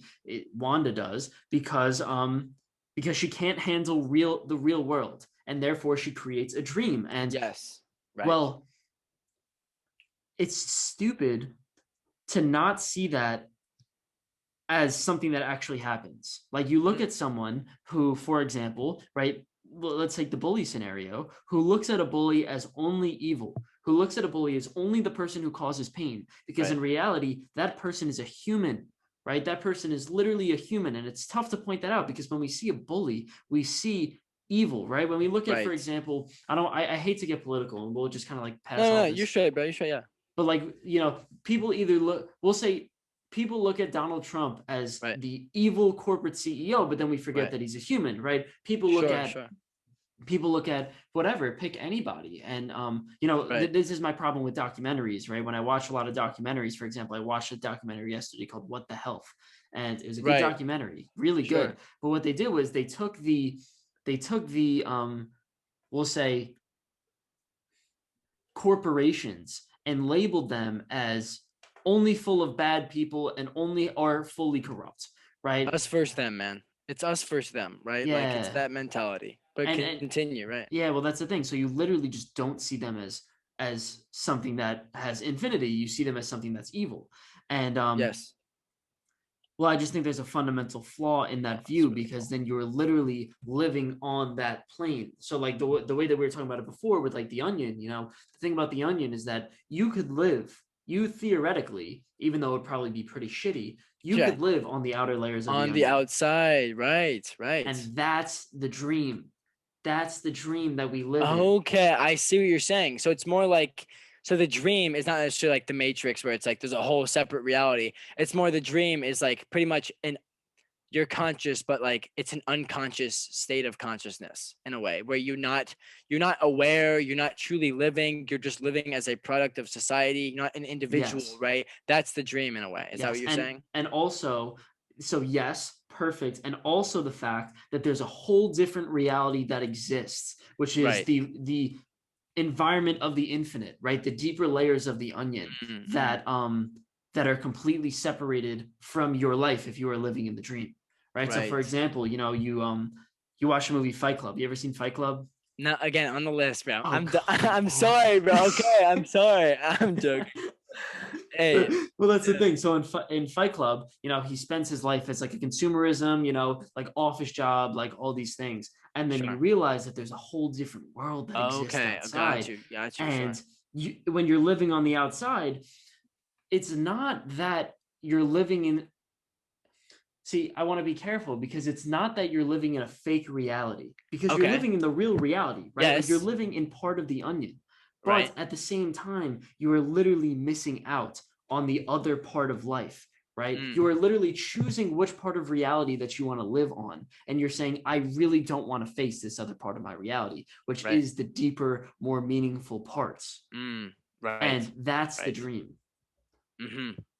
So how does someone, how does someone as I mean, so wait, is the dream the place that is the like living in the finite, or is it living in the infinite, like living that kind of mindset? Which one is the dream? It's the Or are finite. they right? Okay.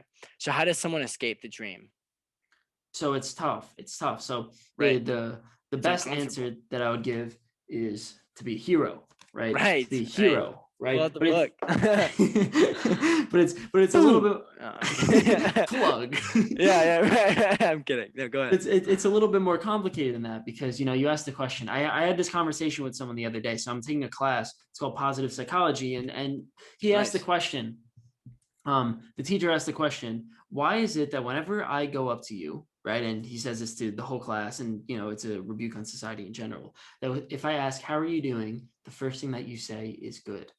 You Sure. don't actually say, well, I'm having some trouble with my family, and I'm trying Right, to right. figure out how to, how Right, to navigate this complex world, and I'm having this depression, right? Like you don't say that. You say I'm doing good. And it's almost as if you choose to live on, literally, like if we're thinking about the onion, this is literally the skin. This is like the right, outside, right. complete outside of the onion. And it's like, why don't we want to go in deeper, right? Why don't we want to essentially share the deeper parts of ourselves to someone else? And I raised this question, and I wish I did this, but I'm going to give you the fictitious scenario that I've been playing out in my Okay, head for okay, the sure, last week. sure. Good, good. So we'll pretend like this is real. So I stood up in class, Okay, yeah, and I here we said, go. You're the guy on the front of your hero's book, bro. You're yep, the yep. cape and So I everything. literally stood up and walked to the front of the room, and Right, then I right. stood on a desk, and then I said to everybody, why? So first, I gave a theory. I said, the theory is we do it because we're afraid that people are going to judge us, right? If Sure. I share my deepest, if I say, hey, listen, I'm having family problems, then there's a good chance you're going to psychoanalyze me and be like, why is he having family problems? Is he not worthy? What's going on with him? Like, Right, right. is it What's him? wrong Is with it, him? yeah, Yeah, yeah, yeah, like just what are his, anything. exactly. So that was my theory. And in this fictitious scenario, I stood up on a desk and I said, I dare so they were challenging me, like in real life, they were actually challenging me. They were saying, no, whenever we speak to somebody, we should be completely open. We should, essentially expose our inner layer of our onions, and we should be completely true to ourselves as well as true to other people. And well, I gave the hypothetical scenario, and we're going back to fake world, where I say, somebody stand up and tell me your darkest secret. Tell me the thing that you haven't told your best friend. Tell me the thing that you have told nobody because you're afraid to be judged, or you're afraid to be, because it exposes a deep flaw within you. So for example, let's say you have, I'm not going to do anything, but let's say you murdered somebody, right? You did something brutal, and it's a flaw within you, and you're afraid of being judged. And I think everybody has, obviously something like that. Obviously it shouldn't be as bad, or I hope it's not as bad. Yeah, But I mean, hey, you don't know what I've done, bro. No, I'm joking. I'm joking. Go ahead. so you have that, and in that fictitious scenario, I can't imagine anybody standing up. And if I asked you that question, nobody would stand up. Nobody would stand up and say, this is the thing that I haven't told anybody. And first of all, we got to ask, what is the reason why you haven't told anybody? And it's because you fear exposing the inner layers of yourself. So obviously, there's something good about exposing the deeper layers of yourself, like finding confronting that, right? Yeah, that unconscious thing and within you. Absolutely. And also like the unconscious, you could, another word for that is infinite, right? Like literally confronting the soul, confronting the spirit. That's what happens when you're in therapy. You confront your childhood traumas, and you try to figure out your motivations, and all these things are nice, we could say. But at the same time, you have to confront that which you fear, which is when you go deeper into yourself, you have to confront the harsh realities of the fact that you are flawed, you are finite, and you are never going to be the person that you want to be, or at least you aren't at the moment. You are not the person that you want to be. Right. And most people would say, I'd rather, I'm not doing that. I'd rather live the dream. Too much. Right. Yeah. Exactly. Exactly. Oh, it's funny that you mentioned that, man, in terms of like that realization, right? Because obviously that was the question, is like, right, how can someone break out of that? And so obviously, I mean, I guess the idea of the idea of the shadow, and I guess like confronting that unconscious shadow within each of us, right? Confronting the dark parts of us. I mean, and it's unbelievably hard, unbelievable, because it destroys the worldview that every human being has, that like we are that not that we are not that we are like not naturally good, but that we are good right now, right? Like that we're living good lives, that we're good people, right? Like we never want any evidence to suggest that we're not a good person, right? Yeah. Like we hate that, man.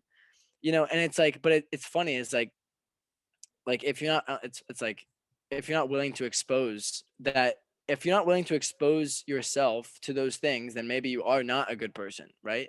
If you're not, because then if you're pretty much hiding, right, 80% of the person that you are, and you don't even want to confront it, there's probably something there that you need to figure out. Right. I mean, and sometimes they give, and right, and it wants that baggage, right, wants to be confronted so badly. It wants to be confronted, right? And where do we see this play out? In our emotions, right? Memories will start. It sucks, right? But like these memories, sometimes memories or certain triggers will give us like a pit in our stomach, or like, oh God, like I don't know. It's just, oh my God, I don't want to think about this, and like you just start getting in these thought trains and these patterns of thought as well, and like, and your emotions start, I guess, fluctuating like in a, so sometimes in a depressive or anxious manner, right? Because you're not you don't even dealing with know. yourself, and you don't even know, right? Like exactly, right? But all you do know is that you feel really, really shitty. You know what I'm saying? Like, just really bad right now. And so pretty much like you need to like just find it within yourself to confront that, and it's funny, like I'm really happy that we're having this conversation, like just in general, this like about the confrontation and stuff, because it's so important for people to realize, and like I guess this is like something I've been working on in like the for since like the summer, is I've been trying to think about this question, right? Like this question that we're understanding is like, how can people really get to a better state of being, right? And obviously, right, so many of the answers was like confronting your unconscious, confronting the aspects of yourself that that cognitive dissonance has, allowed you to never be able to see, because you think that you've justified whatever all of your negative or actions that are not good, right, as being good, and you've labeled yourself as this good character, right? But it's like, and so I've been thinking about that question, right, a lot, and then pretty much I end up coming to this conclusion. I end up doing it for myself, right, trying to confront it, because it's not easy. And obviously I was like, how could I answer this question or even get close to it if I've never done it myself, right? So I just kind of, over summer when I had time, we're all quarantined away, is like, I just started like writing down some questions, right? Certain questions that are a little bit deeper than like one would maybe ask. Is like even just some basic things about your emotions. What are my values, right? What are my virtues? Why? Like, and what do those things mean? What does loving others mean, right? What does what does living a moderate life mean? What does detachment mean, right? Yeah. And then answering also questions about my emotions, and asking, okay, like, what makes me angry, and how do I react when I'm angry? And then what I do, right, or what I tried to do is, I tried to find where there is a separation between my values and my attitudes, or my behaviors, Your or the way actions. that Yeah. right, my actions, right, exactly. And so, and trying to find where that dissonance was to reduce it by changing my actions, right. And so, like, it was amazing, bro. Like, I for myself, right, I never felt so, one, purposeful, but also just a greater well-being. I felt like my happier moments were happier, my sad moments were a little bit less as bad, like, Yeah. I don't know, it was just like my relationships got better, and I don't know, just it was really starting to shape into, I guess, a better person. Do I you guess, have any examples, like any actions that you right, changed after that? right, good, yeah, awesome question. And so, really particular, right? So, something that I realized, and this is from my childhood of, like, I guess, growing up in a sort of a hustle culture, right? Like, I guess The with social media, entrepreneurs. entrepreneurs, right?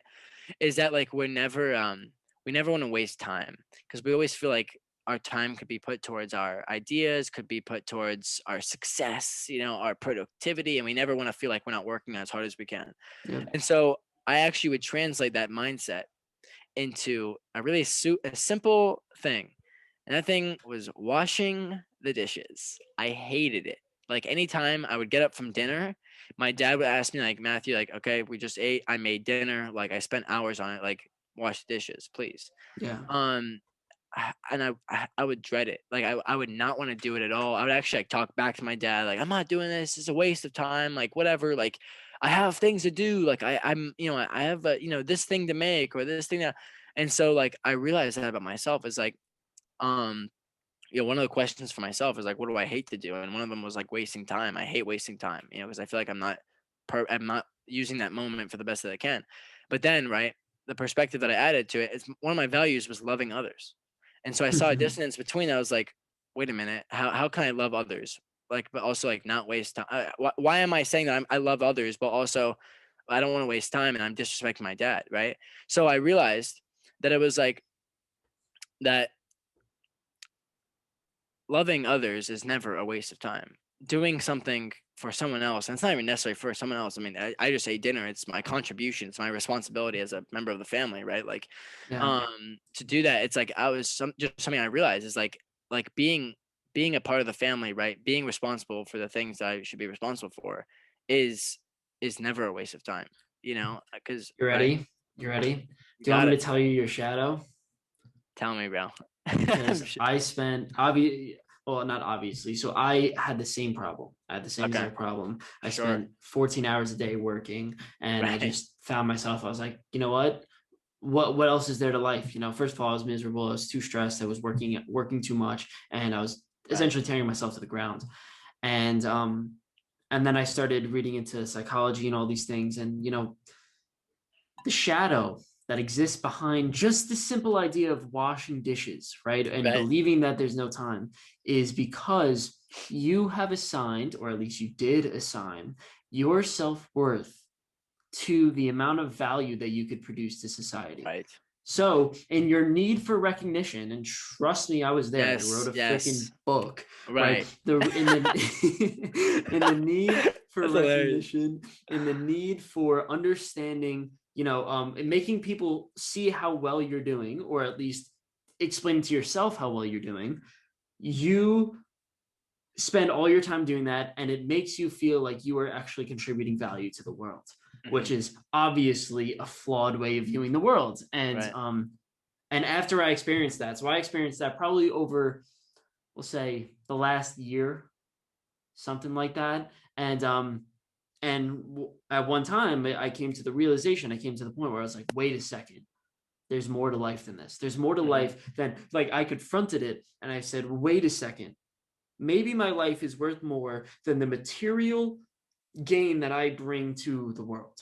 Right. And also, maybe if I touch the infinite, let's say, or if I go deeper into myself, if I confront my shadow, maybe then I could help other people do that. But I must help myself first, right? Like, there's no way I could just, still be living the dream, right? Still not be confronting my shadow and telling everybody to, trying to inspire people, because obviously that's my goal, and I think that's your goal too. I think that's everybody's goal. If you're living the right way, you're literally just trying to, well, connect more people with the infinite in a rough way of saying it. So Absolutely. so so when I realized that I spent all my time literally just believing that the amount of material value that I bring to the world is going to be the thing that gives me value, it took me a while to break that ideology and figure it out. Right. And a lot of it comes from like this want for to be liked, you know what I'm saying? And Yeah. like a lot of it does come from the recognition, right? Like, I mean, when I look at the visions that I had as a kid, it was, oh wait, I mean, honestly, bro, when I think about like, if I was to envision the perfect situation, right? Or when I used to envision the perfect situation, I used to honestly envision myself as a almost as a messianic figure, right? Like as someone that people would be drawn to me and would want to listen to every word that I say and Yeah. would follow me and like just that and I mean there's nothing other than that than one's pride. I mean like to think of yourself as that, I mean is as another level of pride, right? Which is not obviously not the best way of looking at things. So like when you said that my shadow is that I believe that my worth is like the recognition of others. I mean, it couldn't have hit more home than that, man. I mean, absolutely. And I Yeah. mean, especially when like I felt like the way to get that recognition was through like entrepreneurship. Business was just the means, right? Was just the means to get to the recognition, right? It could have been Yeah. anything, right? And it just so happened that like entrepreneurship was was being, I mean, when we were kids, right, also like was being, like I said before, like just very romanticized, where it's you can see people getting the recognition for being entrepreneurs like right in front of our face every single day, Wolf of right? Wall Street. Yeah. Right. It just Wolf of Wall Street, even like the people on social media, right? They got all the Yeah. people would, like they'd sit in the Boats. park, everyone would, with their phones out and like talking with them and asking, right, all of it, man. So it's like, um, it's all just it creates that motivation. It's like, oh, entrepreneurship is the means. That's how I get to people, recognizing me for who I am and my worth. But right, it's like such a when if that's the requirement of your worth, then like again, it's always the question of like I love asking this question is okay, what if it doesn't happen, right? Yeah. Then what Is are your you life what meaningless? right? Is your life meaningless? Are you unworthy of life?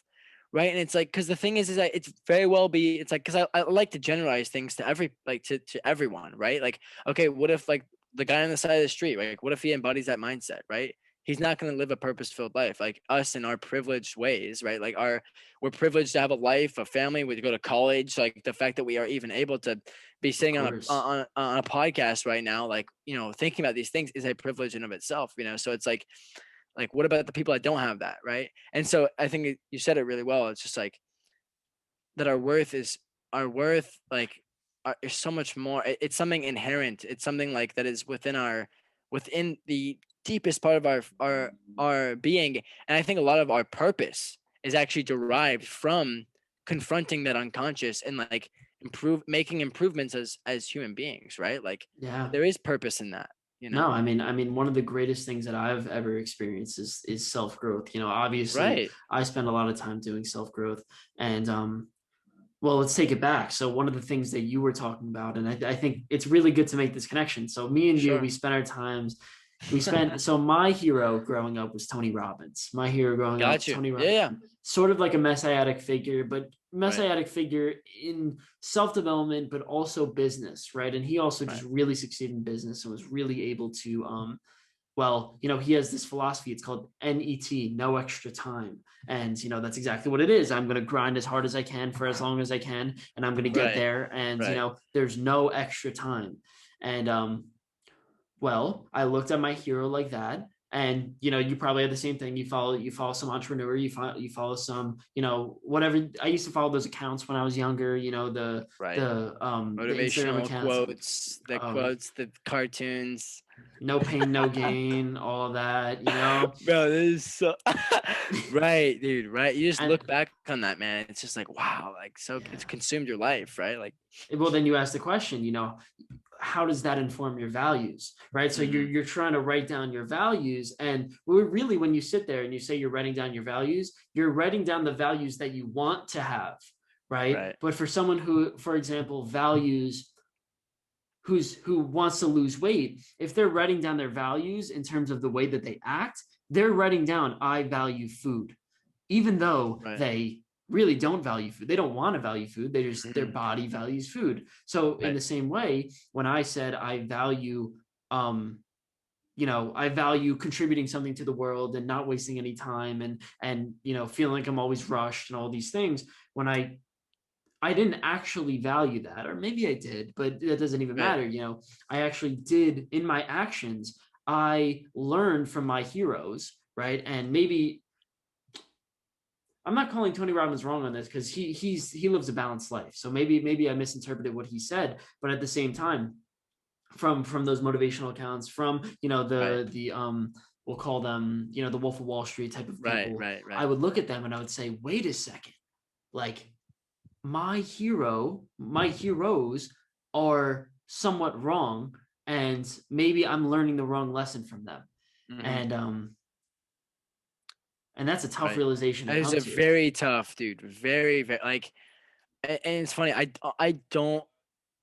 actually never really like confronted this. Again, really cool that I'm able to do this with you. That's a good thing, man. That's a good thing. I don't think I've ever like actually settled with the fact that like I was very consumed in that world, right? Like, and I'll tell you, God, I don't like saying this, right? Like, and this is the uncomfortable part, right? But like,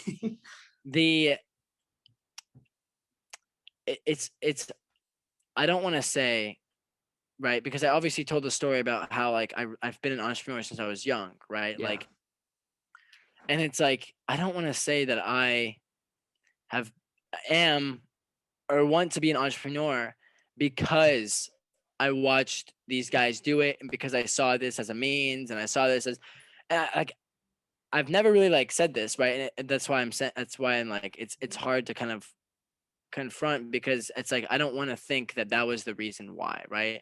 I want to think that it's because it's something, it's been natural to me that I love having visions for things, that I love taking ideas and I love writing them down and developing them and having a team to work with, like, right? And I don't want to think that my dream is out of a product of me watching social media all day, if you know what I mean, as a kid. So that's kind of like, I guess, in a way, something I haven't really fully confronted yet, but I'm happy I am. So let me explain to you what the struggle that's going on inside of you is, at least in a archetypal sense, right? And I think that's a good way of starting it. So there's this story that actually Nietzsche wrote. It's called The Three Metamorphoses. And okay.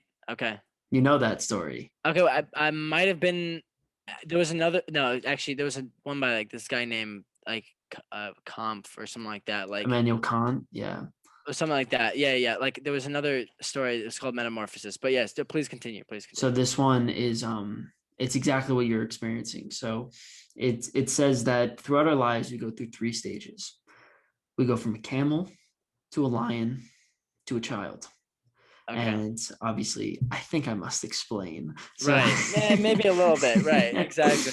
Continue. You got it. So what is the purpose of a camel? A camel's job is to bear a load, right? A camel literally has to, carry things. So, you imagine us as children, we spend the first, we'll say 15 to 20 years of our lives, or at least 15 to 25 years of our lives, getting on our knees as a camel and saying, load up on my back, put a load on me, right? And we learn all these lessons. You can imagine this as analogous to you watching, or us watching, these Tony Robbins videos, or inspirational videos, or motivation, or Right. reading all these quotes, right? Like you say, put a load on me, give me this information, give me this motivation, give me this wisdom, knowledge, all of these things. But then what happens is, we as a camel, we must walk into the forest, and we transform into a lion. Now, this lion, the goal of the lion is to fight the golden dragon. And let me explain to you what this golden Right. dragon is. This golden dragon is revered by most because he is made out of gold. For the people who are living on the outside of the onion, let's say, they say, "Ooh, gold, shiny, cool, great," right? How Right. amazing. They revere him as a god. But at the same time, he's a dragon. And on every single scale on him says, "Thou shalt, thou shalt, thou shalt." And what it really symbolizes is the rules, right? So you take this golden dragon, who's a symbol of the things that you've learned as a camel, right? These things, these people that you revered in the past, who give you "thou shalt," who give you the rules, who tell you what to do. Mm-hmm. And you must look beyond the rules, the conformity, and you must also look beyond the gold, which is, the fact that system, right? This motivational system gives you structure. You Right. must look beyond those two and see what it really is. See the dragon. The fact that some of the rules that you learned as a camel, some of the things that you picked up, that you maybe unconsciously learned, Right. are wrong, right? Right. And maybe not wrong in general, because maybe some people might have learned from them, but they're wrong for you. And your job as a lion is to fight this dragon. And hopefully, if you emerge victorious, you don't walk out with the new system. You don't walk out with the way of saying, "Wow, I look at the world in a completely new way, and look at me, kumbaya," right? Right. What happens is you get a sense of freedom. You've broken away from this crappy system, and we won't even call it crappy, just the system that has its flaws. And you've broken away from the flaws. You could say you've unlearned the things that you learned in the past that were Right. wrong.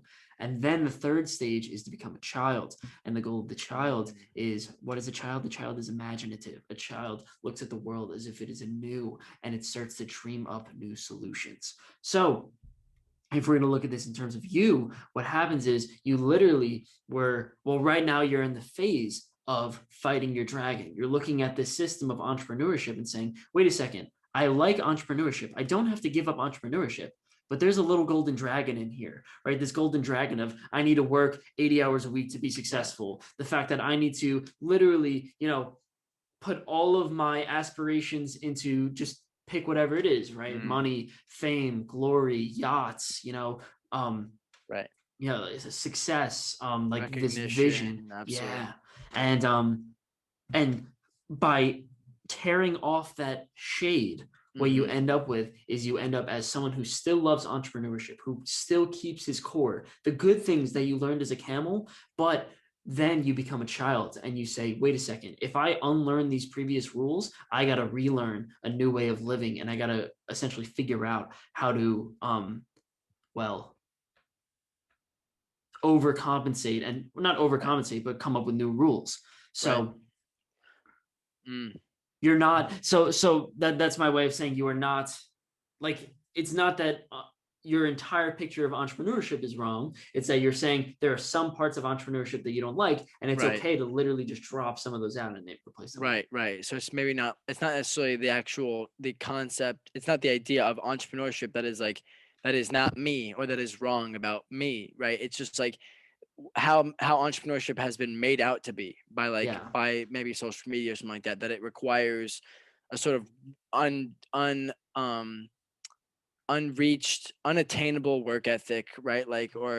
And a kind of lifestyle like that as well. I mean, Yeah. and so yeah, dude. I mean, and honestly, and along with the I shall, right? I mean, if you want to also look at it, the scales, right? I mean, you can almost think about the scales as being like false as well. Like it's not real. It's probably Yeah. fake, like fake gold, if in a sense.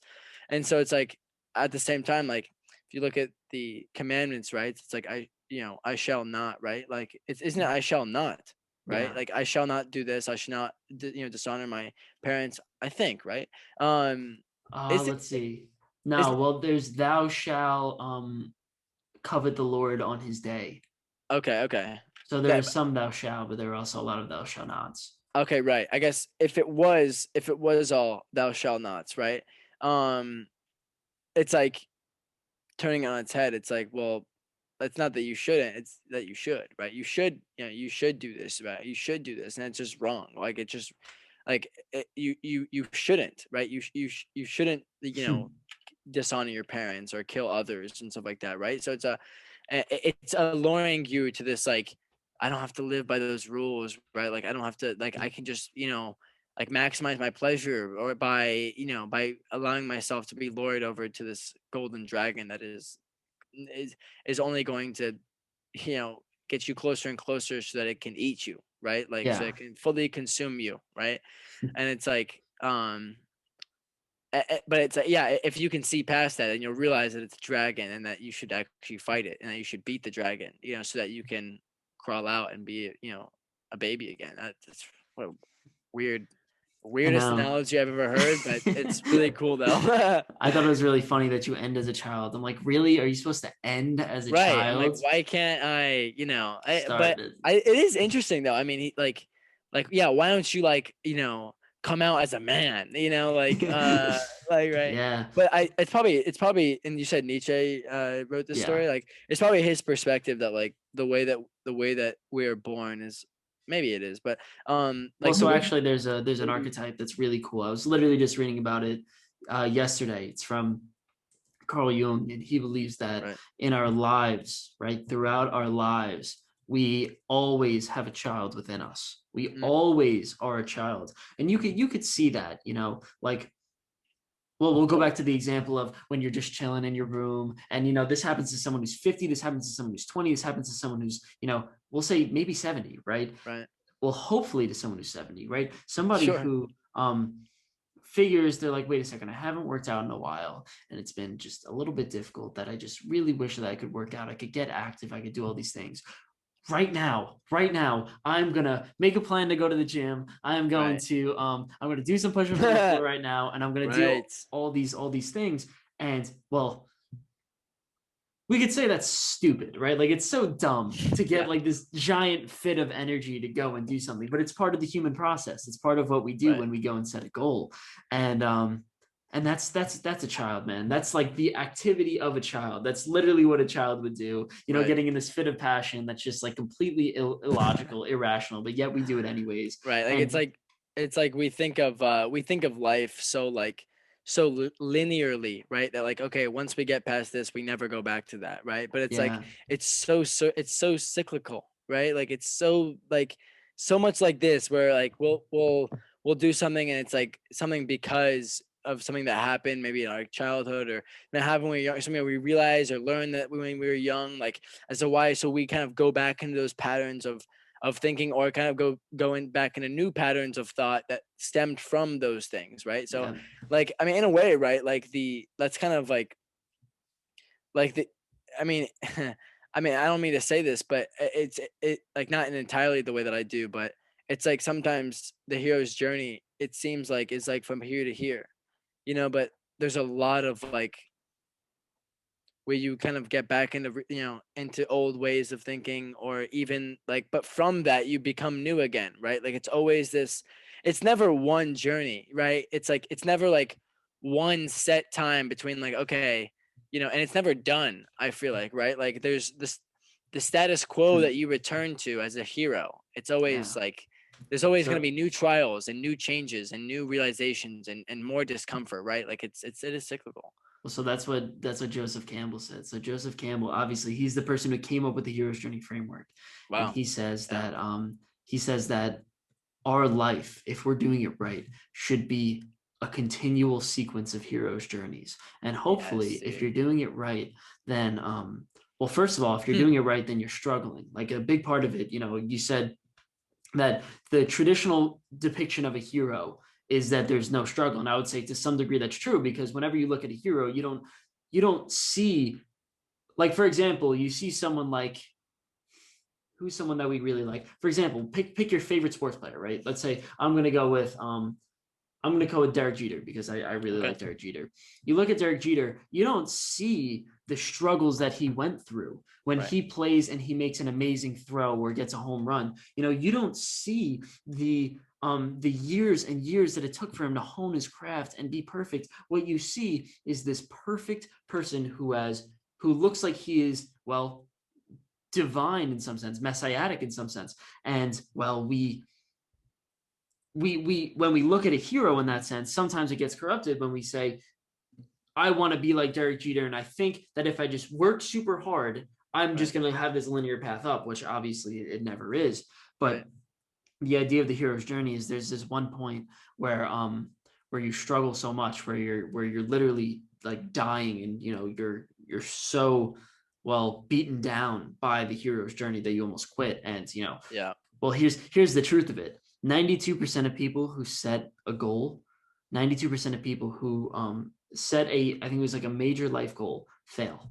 Right. 92%. And that's really what it is. We look at these heroes' journeys, and this was something that you were saying in the beginning. You say that um, every single hero's journey story always ends with the hero winning, Mm-hmm. right? And we never, and this is the thing that bothered me. It took me watching so many damn heroes movies to figure it out, to realize that at that point where, like, that point in the movie where everything seems hopeless and everything kind of goes Right. really shitty, and the hero really like distances himself from everybody and everybody hates him and whatever. Right.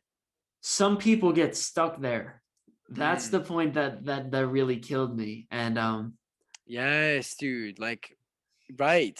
Right. Some people yeah, like don't get realizing past that. that struggle, like, Yeah. it's not right. Like but it's never talked about, I mean, Well, that's why so many people live in the dream, right? The reason why people live in the dream is because either I think because they've gone there, they've failed, and they say, "Holy crap, that was so bad. I don't want to go there again." right. Right? That's the story. And let me see if I could come up with a good one. Moana, but I Moana's not. Yeah, I mean that's not. mean, Uh yeah. oh Oh, well, that's the Lion King. That's the Lion King. So in okay. the Lion King, you have Mufasa, who he's talking to Simba, and he says he gets him at the top of Pride Rock, which is like their kingdom, right? And he says the sun's rising or setting, one of them, and he Mufasa tells Simba, he goes, "Your kingdom is everything that the light touches. Right. Everything that the light touches, that is yours, and you are going to be the one who inhabits that." And then Simba, in his natural childish curiosity, says, "What about the place that the light doesn't touch?" Right. Right? And he looks at the place, and that place is where Scar lives, Yes, dude. right? Right. That's the Yeah. shadow, right? That's the shadow that we were talking about Okay. Okay. before. Yeah. Yeah. Yeah. Good analysis. Yeah. Absolutely. And exactly what happens is Scar gets killed by Scar. Well, Mufasa gets killed by Scar, By Scar. and Yeah. Yeah. Because he didn't want to confront that. Even probably Mufasa didn't want to confront yeah, that shadow, right? And so he didn't even. So in his reality, he didn't even think that he had kingdom over him, over that, right? Or yeah, that. I mean, oh, that's. I mean, we can go into this a lot, bro. I mean, my God. But yes, dude. And also, I mean, it kind of goes back to what we were saying about like the good and the evil, right? Like we look at things that are painful as evil. So it's like if we know that confronting it is going to be painful, we could actually convince ourselves that it's bad to do. yeah, That it's like evil, that we shouldn't. And this, I mean, in a way, this is it. It's like, don't face your demons, right? Like they'll make you more demonic, right? That's what maybe, people think. But that's what people think is it's like that. Oh, I don't want to. I don't want to. This is what a lot of Christians say too.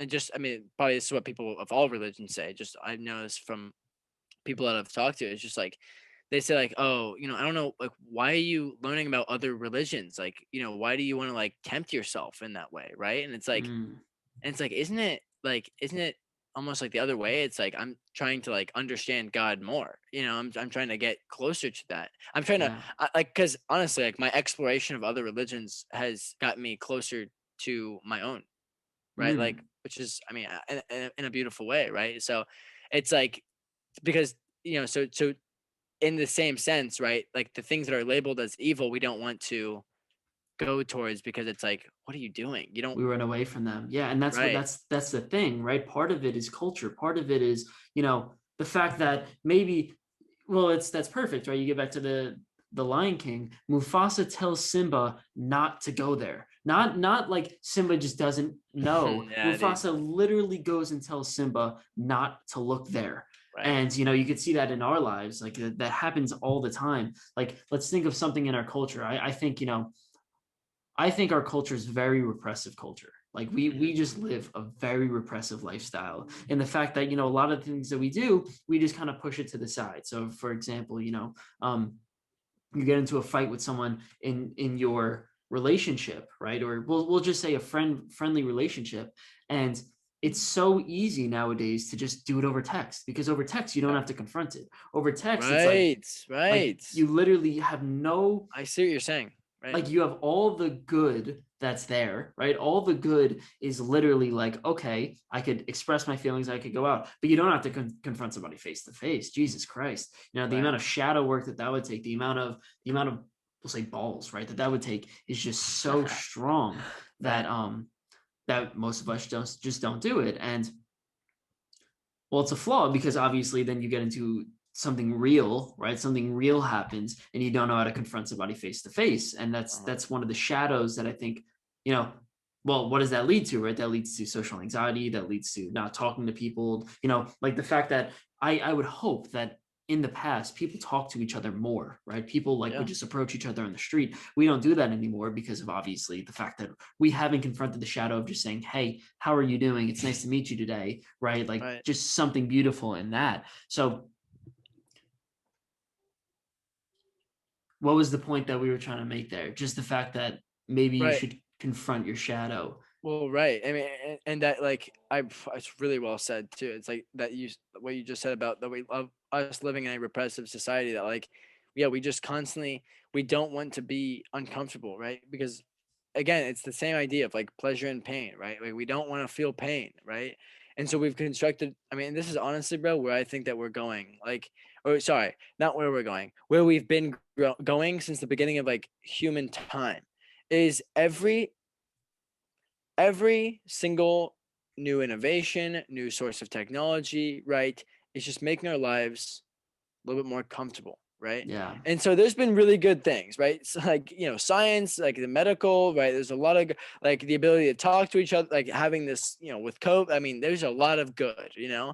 But when you do think about it, I mean, it really does. Like, it's just filling the void. It's just throwing things into the void, right? Yeah, and when you think about it, man, point. The right? point is that it puts you further into the dream. It makes you more comfortable, so you never have to go to the inside. Yeah, right. That's a great point. And honestly, it's probably like, I mean, there's probably something to be said about like, I mean, why? I mean, we don't even have rites of passage anymore in society. There's no initiation, right? Like, or at least not the same. I mean, I like, and I'm sure you've looked into this with other cultures and stuff like that, right? Well, dude, I had confirmation, and it was just like a daily. It was like an event where I threw a party, right? In Native American tribes, they would literally bring you down into a cave, bury you for a little bit, torture you for a little bit, maybe, bury you literally alive, then pull you out and say, you are now a man, right? So like in a ritualization. And then some of them, they would literally take them into the woods and say, survive for a month. And if you come back, you're a man. Exactly. It was just like, that's insane, but it's like, let's say that even they didn't have those rites of passage, right? Like, it's honestly, bro, I mean, they didn't even necessarily need it because their life was so already hard, probably like having to fight for food, like that's like just these are having to it grows you up hoard off, and it's you have to, right? Like, or literally you have to grow up or you can't live. Like, that's what you're working with, right? For us, it's like, if I wanted to chill and if I wanted to just live a comfortable life, we're in a society where we don't have to feel, where we don't have to feel as much pain anymore. Well, here's what pissed me off. Like, you ready for this, dude? We used to live in a society where we could sit down and think, right? Where you could literally sit down, and if an idea the most basic level, right? Like where some idea pops in your head and you're like, okay, I can actually, like, I'm forced to think about this because there's almost nothing I can distract myself with.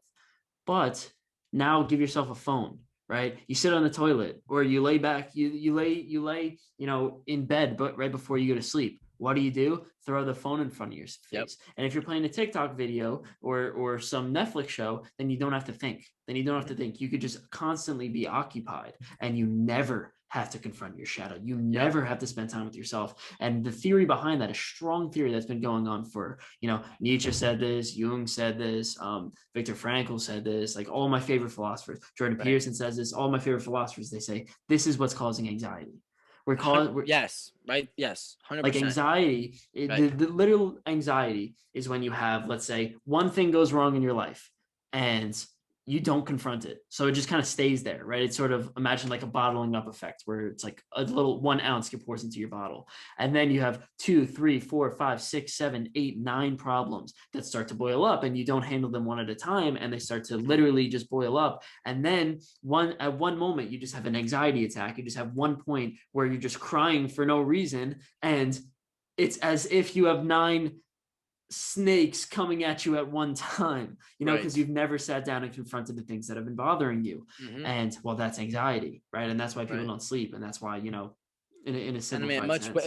It would have been much easier to confront just like the one like snake, right? It would have been but it would have been hard, right? It would have been it would have been uncomfortable, right? But it's much better than like basically getting like thrown to the ground and beat up mercilessly, and you end up in the hospital, and then you have to repair yourself for like months and months on end, and sometimes you don't repair, right? Sometimes people get into a pattern of thought that they never come back from because of it, right? That's scary as hell, man. And if that's more uncomfortable than than any singular snake you can ever find, right?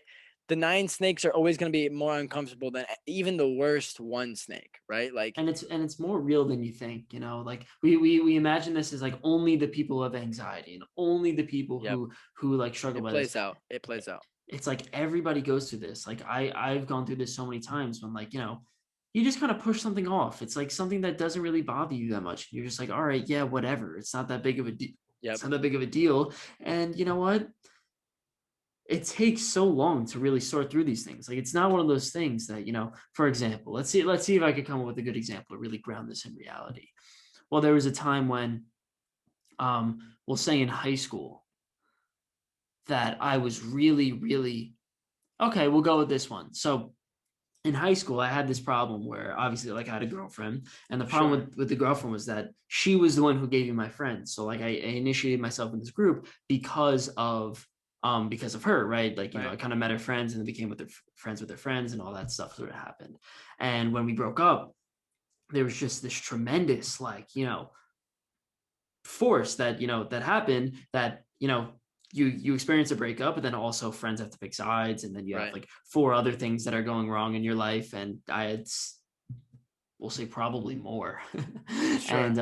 And what happens is I wasn't able to handle all of them at one time, right? And at that point, I was definitely spending a lot of time, like, just essentially wasting my time, right? Like, I was a very impressionable kid, and God, I spent so much time on my phone, like, back in the day, so much time.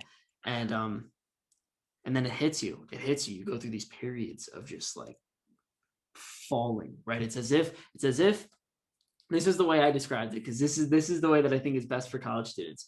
You imagine you're standing on a mat, right?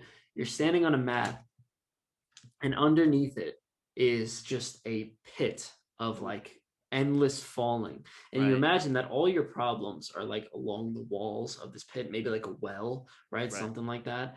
And the only thing holding you up is this mat. And our lives are determined by how strong this mat is, right? Whether or not you essentially make the mat strong enough so that it starts filling the hole. And I say that most college kids are living standing on this mat, and the only thing that's really holding up their mat is essentially just like pleasurable things, right?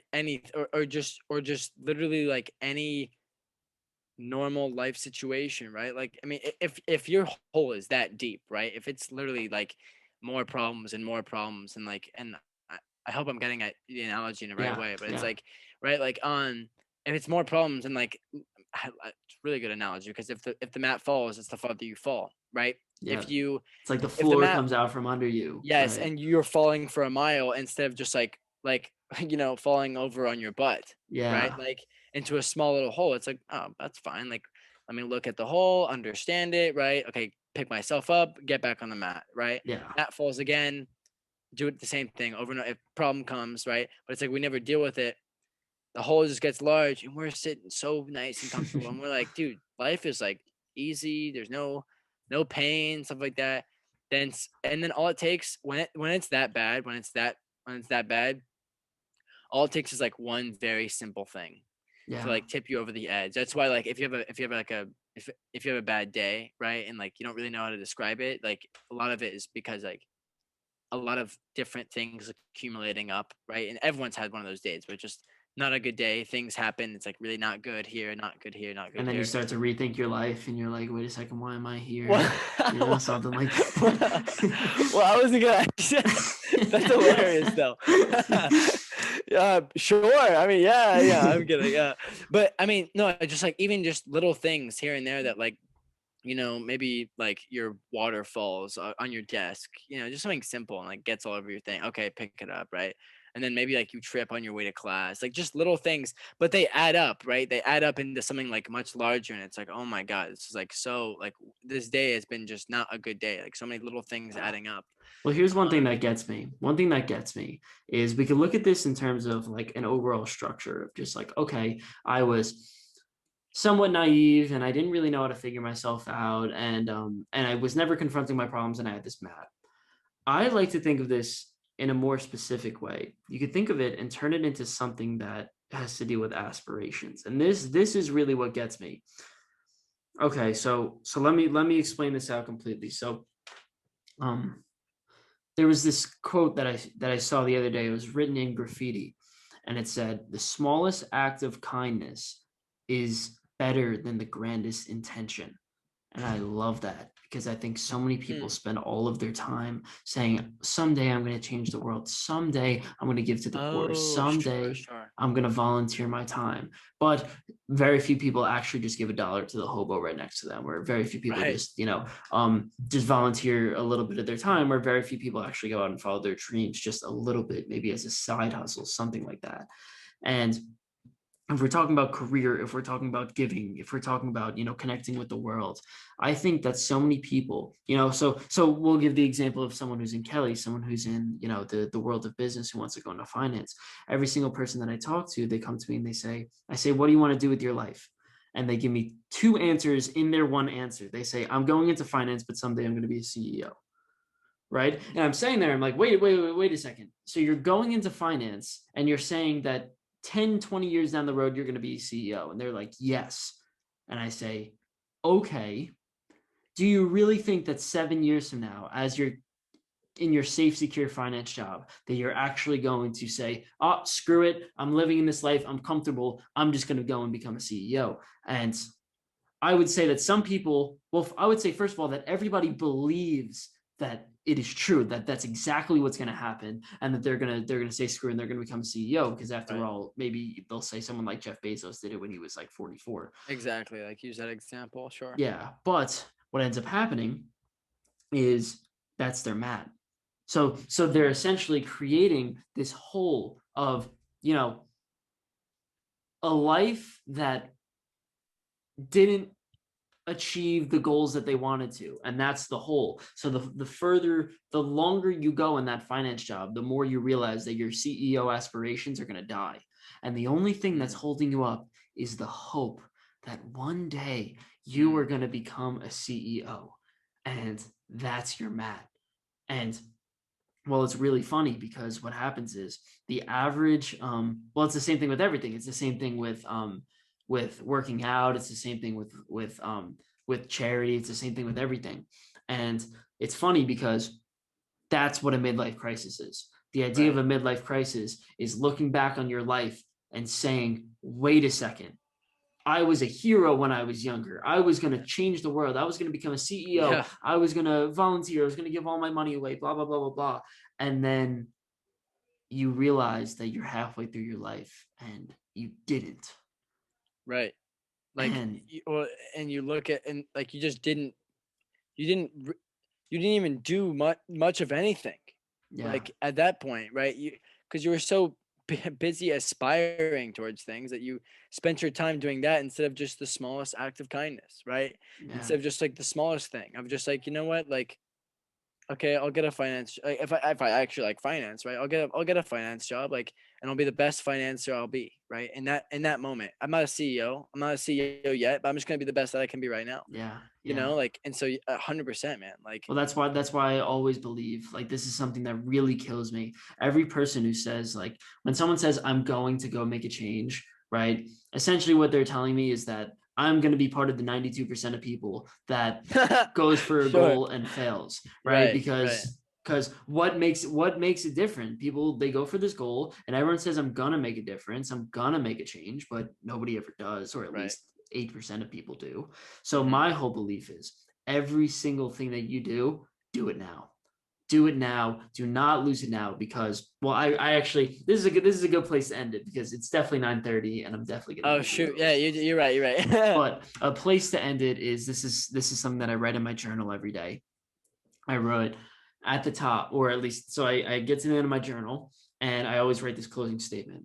Today, you are going to die. Mm, There's no use in fighting this inevitable fact.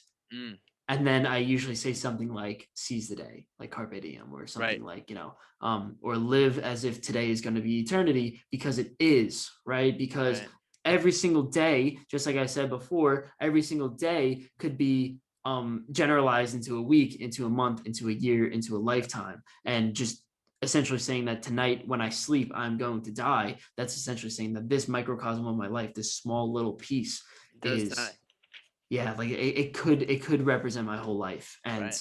I must live today as if I am, well, dying, and I must take action as if I am dying. Absolutely, man. Couldn't agree more. I love that. That's what's up, bro. That's a good one. Damn, dude. There we It go, was dude. This was a great podcast. Jesus Christ. This was maybe the longest podcast I've ever had. And this was also there's no doubt. But Oh my this god. is a deep ass conversation. I appreciate it, man. So Right, bro. Matthew Joseph, take care, my dude. Absolutely. My pleasure.